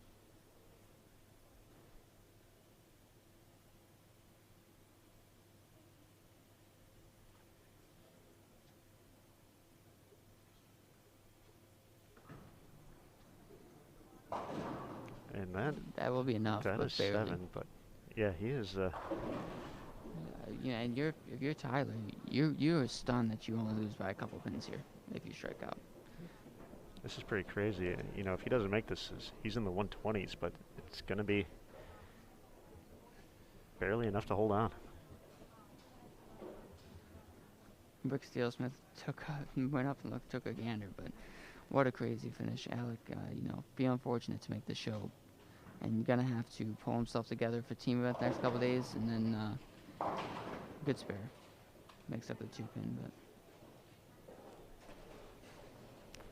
So there we have it, folks. It's been a wild and interesting way of getting there, but we know our 8 finalists, 4 on the men, 4 on the women's side. So our women's field is going to be Marissa Carey from Indiana Tech, Anna Olaja from North Carolina A&T, Katie Robb from Delaware State, and Izzy Allen from McKendree on the men's side. We're going to have Andrew Sachs from Lindenwood, Alec Keplinger from Wichita State, Jordan Mons from St. Ambrose, and Petey Virgos from Calumet College. Folks, those are your individuals who will be representing their schools and the ISC on CBS Sports Network. Good question from Jada in the chat. Those shows are going to be taped on Saturday, so we will put out a press release that says if you do not want to find out the results, do not open this press release. But the first show will be, for the ISC, will be Tuesday, May 11th. That'll be the women's show at 8 p.m. Eastern on CBS Sports Network, and then the men's ISC show will be the following Tuesday, May 18th at 8 p.m. Eastern on CBS Sports Network. And then the team shows May 25th for the women's ITC show, 6:30 p.m. Eastern. And then finally,